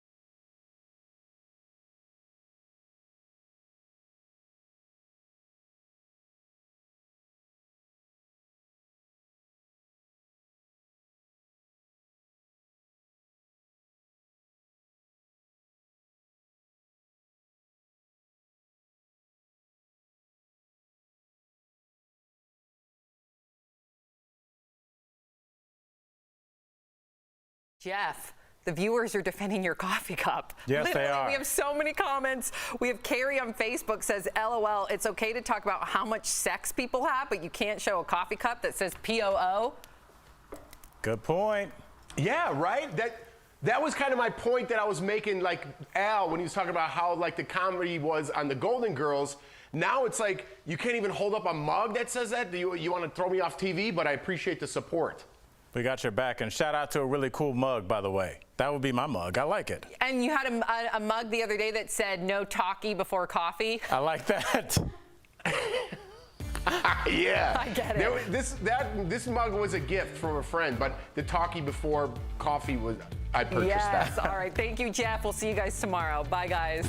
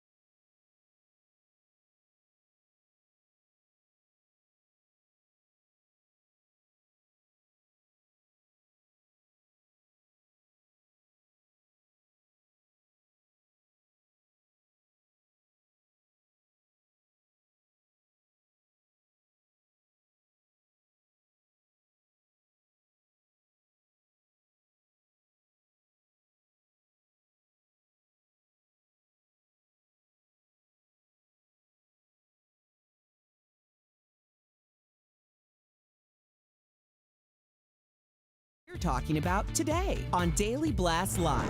Massive wildfires force hundreds of thousands to evacuate as it's revealed one was started by a gender reveal party.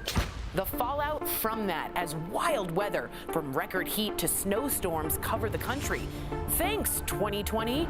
A college kicks out 11 students for partying together and breaking their COVID rules. But do they deserve to lose their $36,000 tuition? Celebrity couple news. Katie Holmes has a much younger new man. We'll tell you who he is. Plus, who did Kathy Lee's son Cody just walk down the aisle with? And a Golden Girls reboot with an all-black cast. Will you be tuning in?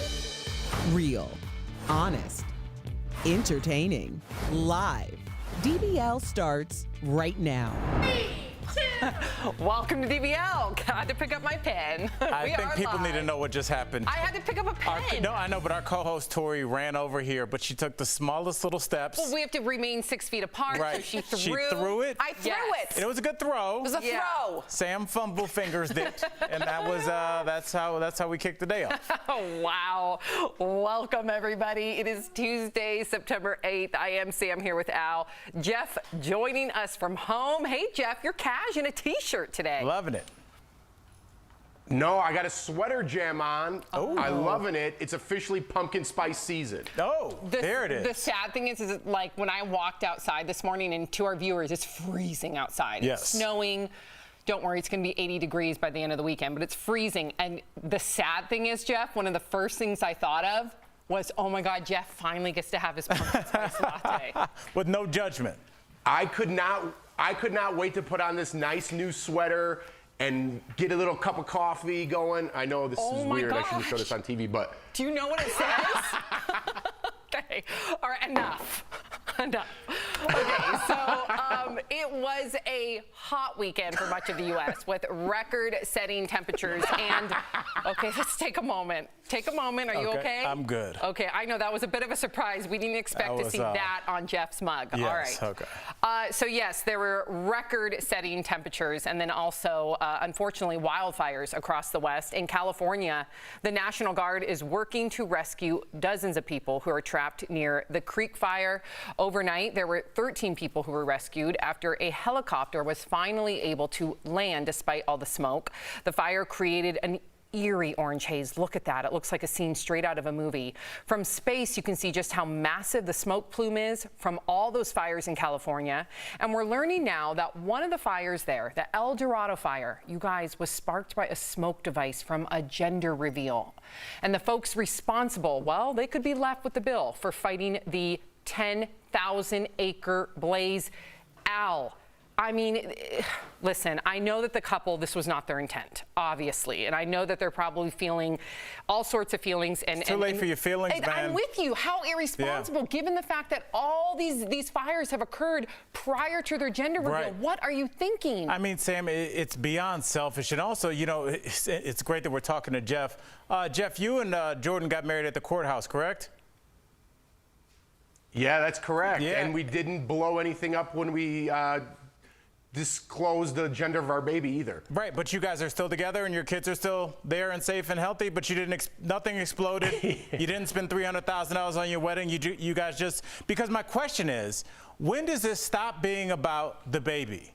Because the baby's not going to see this. It's for Instagram. Yeah, so I hope it's worth it to put these people's lives on the line, to burn down people's homes, their memories, everything for your baby. It is one of the most selfish acts. I'm without words. And I would correct you. You said for their baby. No, it's for themselves. That's right. It has nothing to do with their baby. That's what did right. you think about all this, Jeff? I mean, look at that picture. There's dead grass everywhere, and they're gonna explode something in that dead grass. I mean, were they thinking? Enough with these gender reveals, okay? You're not doing anything special. Everybody has babies. Congratulations. Move on with your life. Yeah, and apparently that was the fire from Arizona. Is that right, Michael Dean? You wanted me to clarify? The one in Arizona, yes. Okay. Okay, so It's sad you have to clarify, Sam. I know. It's sad that there have been that many. We have fires all over California, and I say we because my family still lives and your family still lives in California. And then we have them here in Colorado. Thank God for the rain and the snow, because hopefully that will help contain the fires here.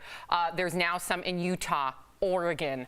And listen, a lot of lives lost, a lot of animals lost, a lot of forest and homes, as you stated. And it's just, our thoughts and prayers go out to everybody. If any of our DBL Nation are affected, please write in. We would love to hear from you using the hashtag DBLTake.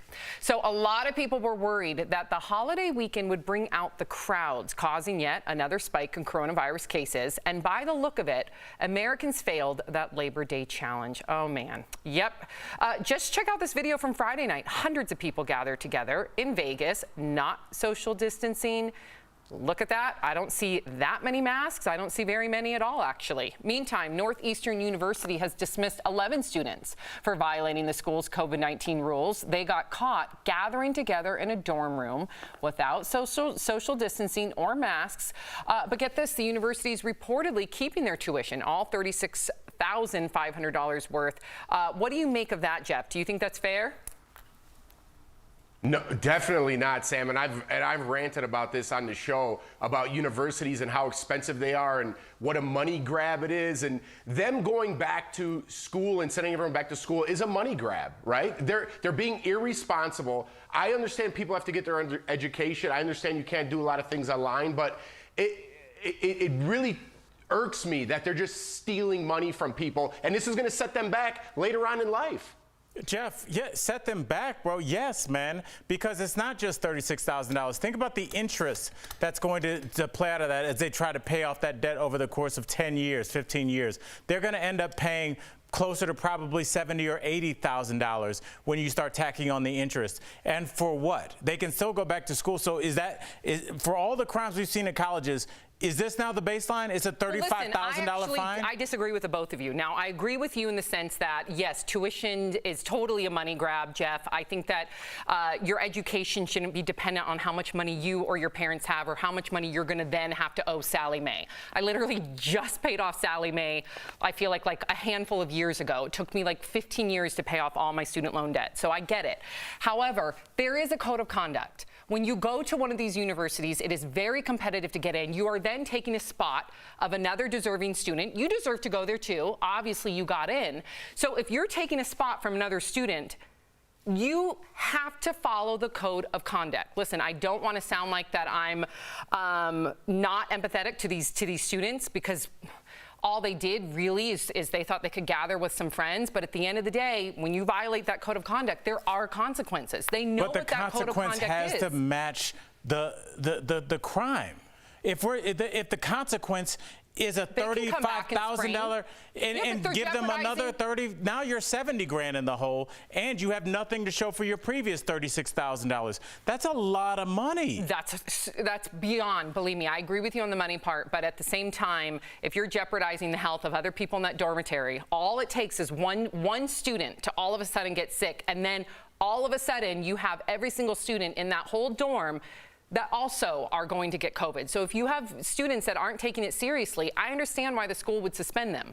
I do. I understand, but they're still letting them play football, Jeff. Yeah, that's a whole nother story. I hear you there. Okay, so a lot of you are talking about this next story from the U.S. Open, but you may not know the latest. The line judge hit by a ball in the throat over the weekend is reportedly receiving death threats and vile comments to her social media accounts. As many of you probably heard, tennis star Novak Djokovic was disqualified from the U.S. Open on Sunday after he swiped a ball to the back court and then hit the line judge in the throat. Well, she is okay, but he's now pleading with his fans to stop the abuse against her. On Twitter, Djokovic writes, "This whole situation has left me really sad and empty. Please also remember the line person that was hit by the ball last night needs our community support too. She's done nothing wrong at all."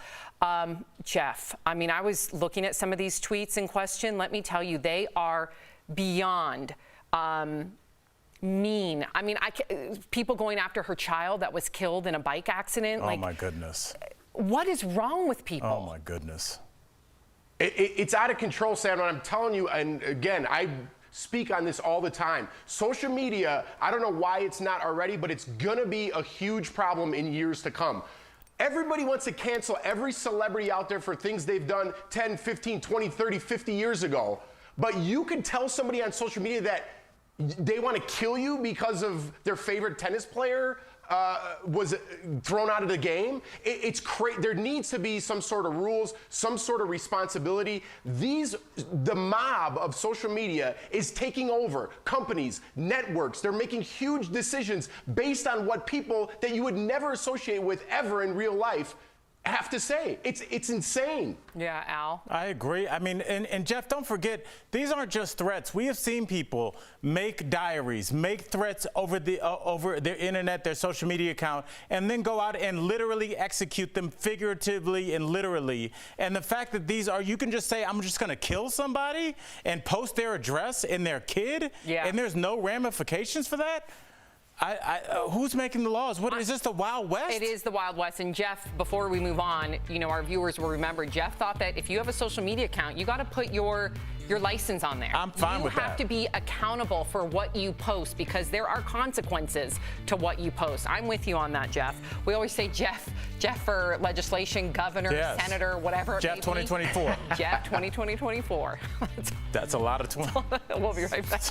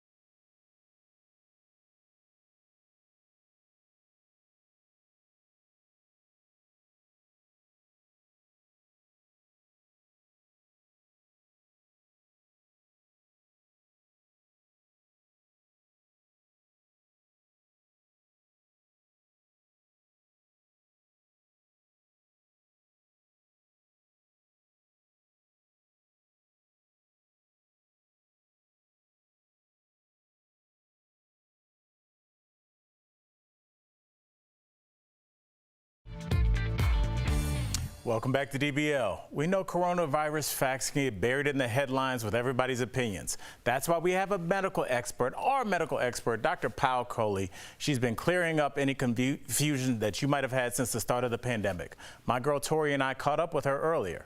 Take a look. As we race for a COVID-19 vaccine, Doc, 9 major biopharmaceutical companies have just made a historic pledge that they won't rush a vaccine. Take a look at what Pfizer CEO Anthony Bourla told the Today Show. The only rival here is the virus and the time to get the vaccine to this. You're right, it's an unprecedented moment. It's an historic pledge. 9 vaccine makers are coming out saying that they will stand with science. And the world is looking to science right now, in particular to vaccine, to make sure that we will bring us to the end of this pandemic. So, doctor, I want you to tell me a little bit more about the pledge and what it means, because people are, scared, and I get it. I am.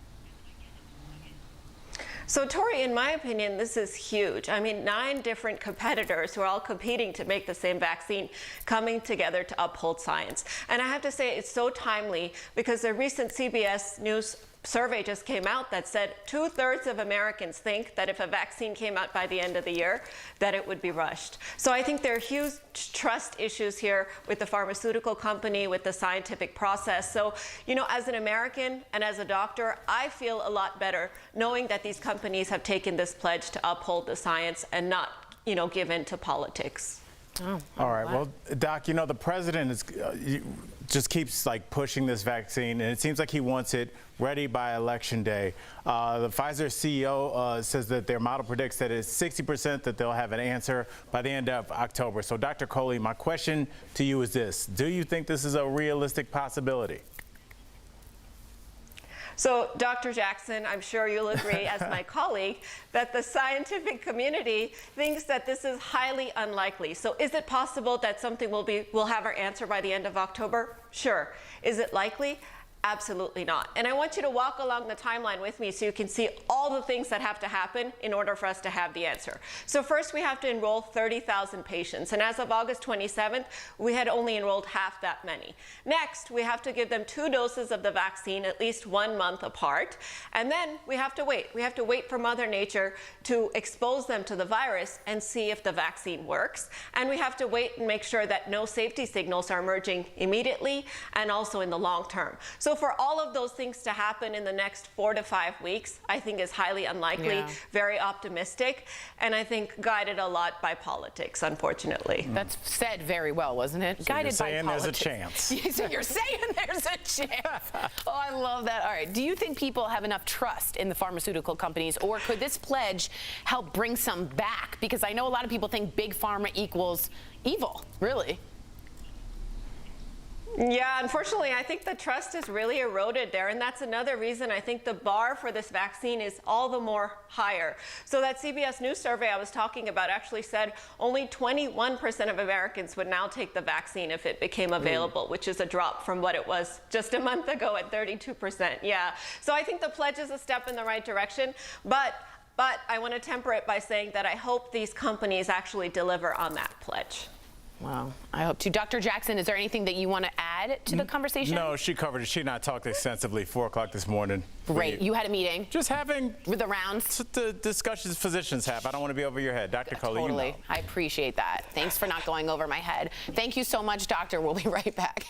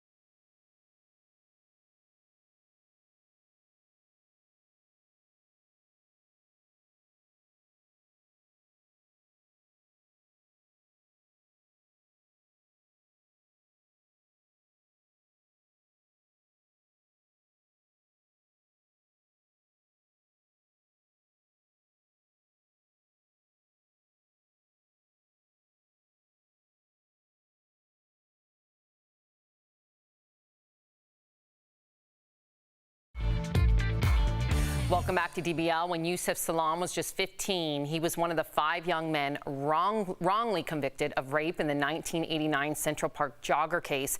Now he has a new book based on his harrowing experience. Earlier, Lindsay caught up with him and his co-author in today's DBL Spotlight.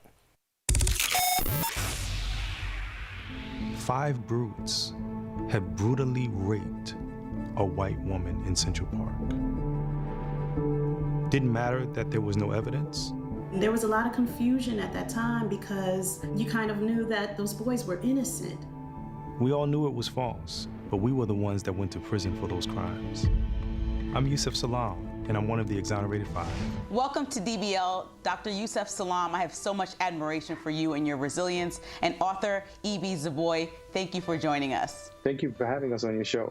Dr. Salaam, I would like to start with you. I have to ask you, how do you deal with the emotional trauma of being one of 5 young black boys wrongfully convicted of raping a white woman that was jogging back in 1989? In a way, through this book, right? Even though this book is not my personal story, you know, Punching the Air and the story of Amal, it gives me the opportunity to heal every time. They never gave us the opportunity to go through any kind of process that allowed us to show back up in the world, having gone through, become prisoners of war, right? We become prisoners of someone else's politics. Now, back when the case was headline news, the current president now, Donald Trump, took out a full-page ad basically trying to give you guys the death penalty. So would you like an apology right now? An apology at this point would be too late. You know, we needed that apology back in 1989, 2 weeks after we were accused. We hadn't even gone to trial yet. And yet he had taken his money and paid for ad space to run in New York City's newspapers, almost signing, sealing, and delivering a conviction.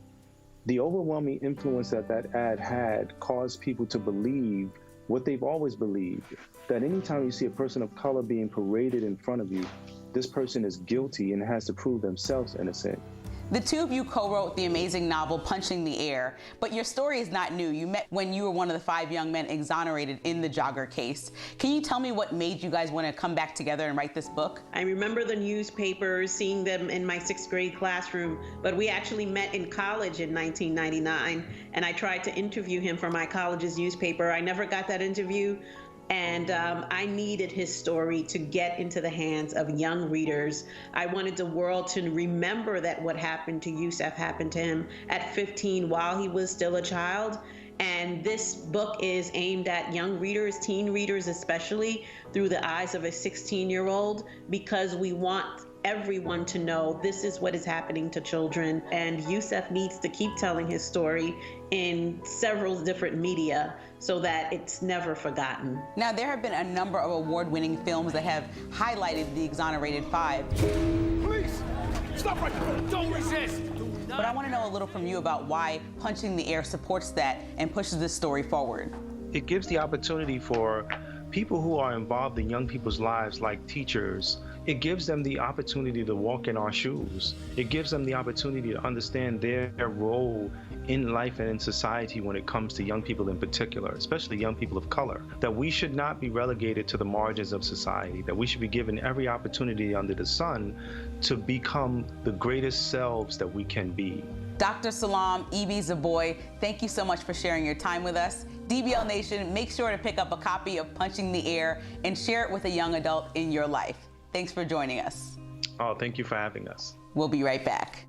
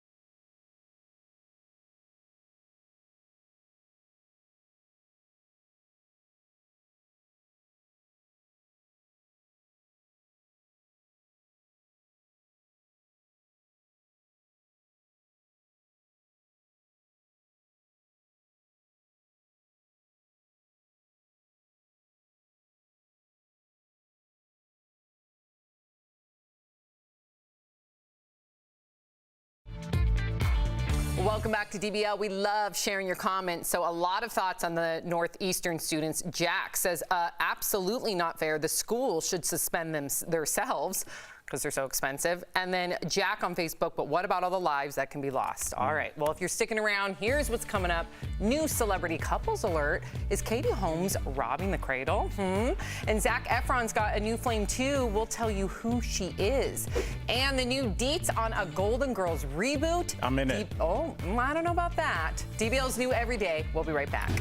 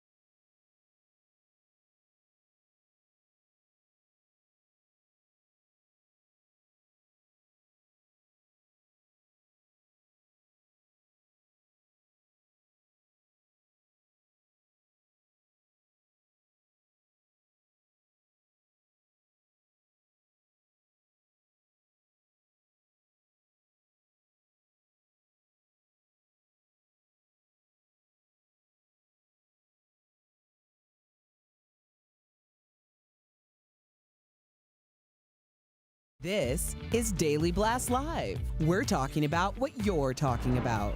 Real, honest, entertaining, live. DBL starts right now. 3, 2. Welcome to DBL. I'm Sam here with Al. Jeff joining us from home. Hey there, Jeff. I don't know why I said it like that. Yeah, you're just That was weird. very strange. That was weird. Happy Tuesday. Sorry, Jeff. Howdy. Okay. All right. So we do have some new celebrity couples to tell you about. First, it looks like Katie Holmes has a new man in her life. She was spotted kissing Emilio Vitolo in New York City. He's a 33-year-old chef. Katie's 41. She was famously linked to Jamie Foxx for years after her marriage to Tom Cruise, but the two never did confirm their relationship. And Zac Efron may also be off the market. He was seen holding hands with Australian model Vanessa Valadares in Australia. Zac has been laying low in Australia since the start of the pandemic. And Cody Gifford is a married man, Kathy Lee's son, who's now 30, married his longtime girlfriend over the holiday weekend. And first of all, I love Zac Efron. I know you have a weird thing about him and his calves. It's I just said he needs to work his lower body too. Leg day, homie. Okay, wow. His calves are just fine. And he has a really cool Netflix series out right now. I just love him. But what's cool about the girl, Jeff, that he met, she was just, working in a cafe as a waitress. He stumbled in, sparks flew. She quit her job, allegedly, and is now, living with him. So can you imagine? That's like when I used to work as a waitress in LA. You always dream about something like that. At least I did. I was like, I wonder if, Tom Cruise is going to come in or something. Yeah, but she's I said Jeff. Oh, sorry. Sorry. No, I wanted to hear Al's take. Jeff, I'm not trying. This is gonna sound really bad, but dude, of course, what? Not everybody gets that same ride that she's a. Come on, it's eventually somebody's gonna scoop her up. She's gorgeous. She can scoop herself up. I'm mad at you for the plan wasn't working up until Zac Efron walked in. Okay. I'm still mad at Al for the comment about poor Zac Efron's lower body, because his lower body is just fine. Jeff, save us. Jeff, help. Listen, I got to meet Zac Efron one time in LA, and we went to the Comedy Store, actually, Al, and we saw a show together. The nicest, down-to-earth guy I've ever met. And Sam, I watched his comedy special. I mean, that's exactly what I would love to do. I love that Netflix special. He's a great guy. So, Al, I got to back Sam on this one. I think he's perfect the way he is. I should clarify, it's not a comedy special, though. He's like, it identifies. It's called Down to Earth. Yeah. Jeff, you accidentally said his comedy No, special. no. We went to the comedy store together. But then you said Zac Efron's comedy special on Netflix. I just wanted to clarify because Michael Dean in my ear said, yeah, and Michael Dean in my ear said, clarify, he said comedy special. God, we are way off the. Oh, I'm sorry. I didn't know I said that. Let's move on. Rails. We are moving on.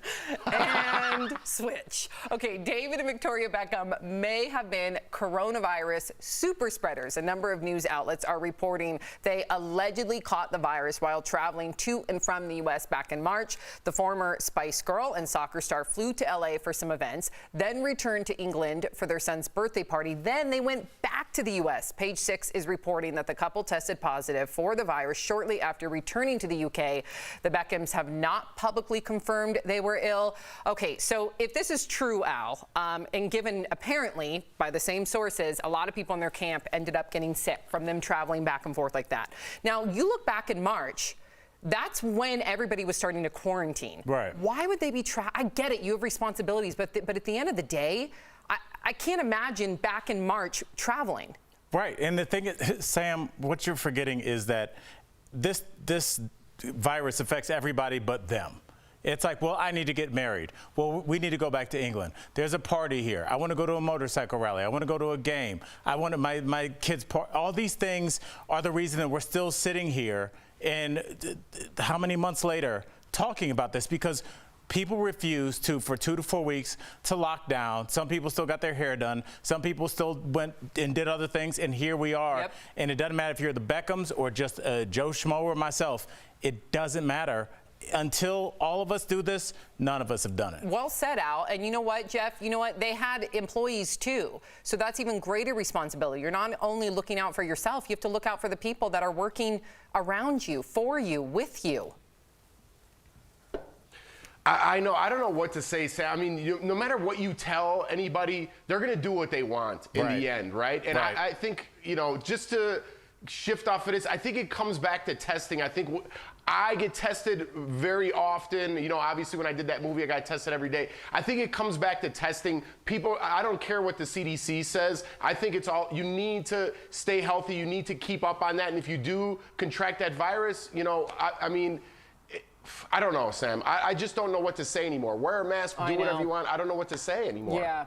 Well, apparently, they've now, here we are in September, they don't feel that way. And in March, they according to the reports, but we need you to feel that way in March. That's the problem. There you go.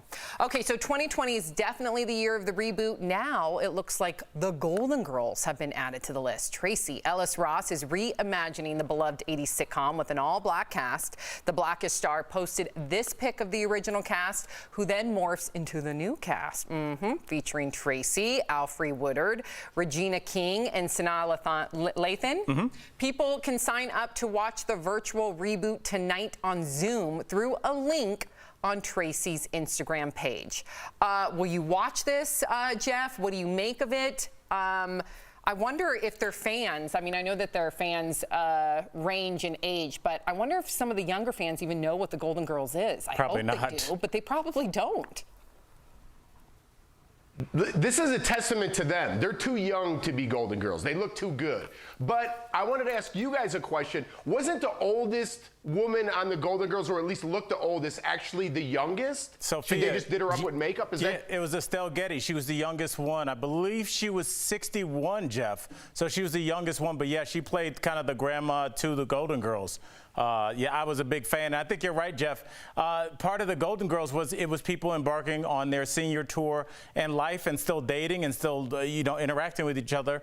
But Tracy Ellis Ross looks like a model. I know. So it's like it's hard to get into it. Regina King is gorgeous. And they look yes. So I mean, that was part of the jokes was that they're getting older. So I wonder how Estelle they're. was a year younger than B. Right. And I'm just really, I know that you were a Golden Girls fan, but wow, you knew ages. Like never go to like a trivia night, Golden Girls trivia night without, because he'll win. I'm a big fan. I can tell. Yeah, and just for somebody that's written jokes for TV, when you watch those episodes, I'm like, you used to be able to say that in 1986. Like you could never talk about cancel culture, Jeff. They'd have been gone after the first commercial break.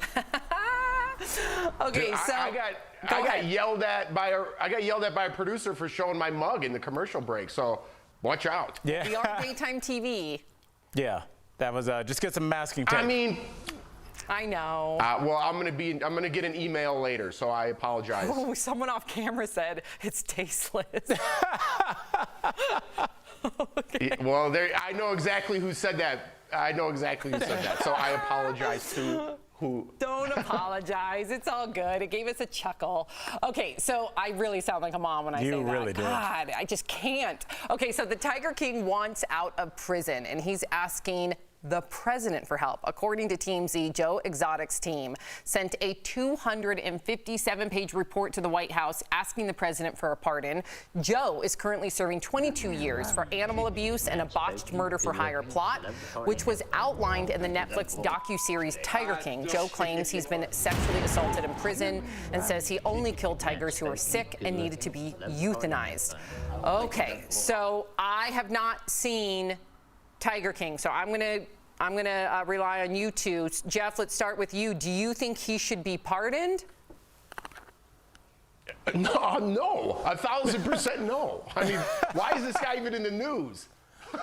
Yeah, well, Jeff, he's in the news. He's a pop culture icon, unfortunately. You know, he's famous, infamous, however you want to say it. He is super famous. And Jeff, our president came from a show called Celebrity Apprentice. Our president is a celebrity, and our president loves celebrities.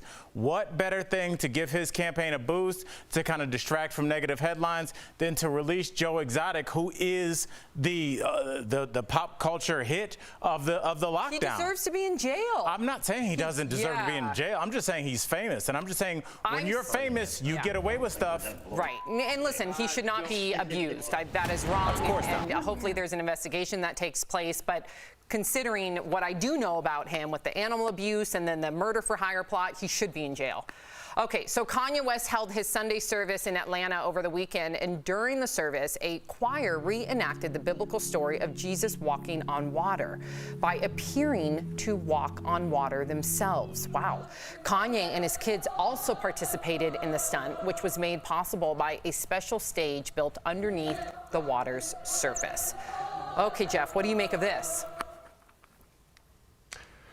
I don't know, Sam. I mean, I don't know. Listen, if you believe in God and religion and stuff, there should be no other God before him, right? So I don't mean to get too religious here and things like that. So it's a little too religious for me. I understand he's an artist and he's doing what he needs to do, but for me personally, it's a little bit too religious. Al? Yeah, honestly, as somebody that's not very religious, I really was looking at Jeff because I know he is a man of faith, and I love how Jeff rocks it because he doesn't put it in your face, but that's how Jeff walks this path that he's on. So I wanted to know, like, so you're saying that was just a little bit too, like, I'm God too, like, for you? Yeah, and I understand Kanye's an artist. I'm not offended or I'm not mad at Kanye by any means. I understand he's just trying to make art. But for me, I don't like when someone thinks that they are God or they're better than God. And I know, again, I don't want to offend anybody by saying that. It's just my personal taste. Yeah, and I've never minced words when it comes to my feelings about Kanye West. I think his music is great, and I get it. People are going to say he's struggling with a mental breakdown. I don't think that can be the excuse, right? Not anymore, because I know a lot of people with mental illnesses, myself included, where we can't just use that as our crutch. Now, this, to me, and the reason why I preface this is because I thought this was a beautiful art piece. And I'm not a very religious person, but watching that, I thought that was quite beautiful. But Right. I'm with you and Jeff, where I don't like that he always puts himself on a pedestal, almost like he's godly, right? Remember, Right. like when what was it, a magazine that he made himself look like Jesus? Right, He yeah. felt he was godlike, Jesus-like. So Right. this is something that he's believed about himself for a very long time, and that's always turned me off as a person. I'm with you there. Okay, so Jeff, do not go anywhere. Coming up on DBL, Toni Braxton says she regrets not having more sex when she was younger. What? DBL Nation, don't be shy. Do you feel the same? We're going to share your comments coming up next.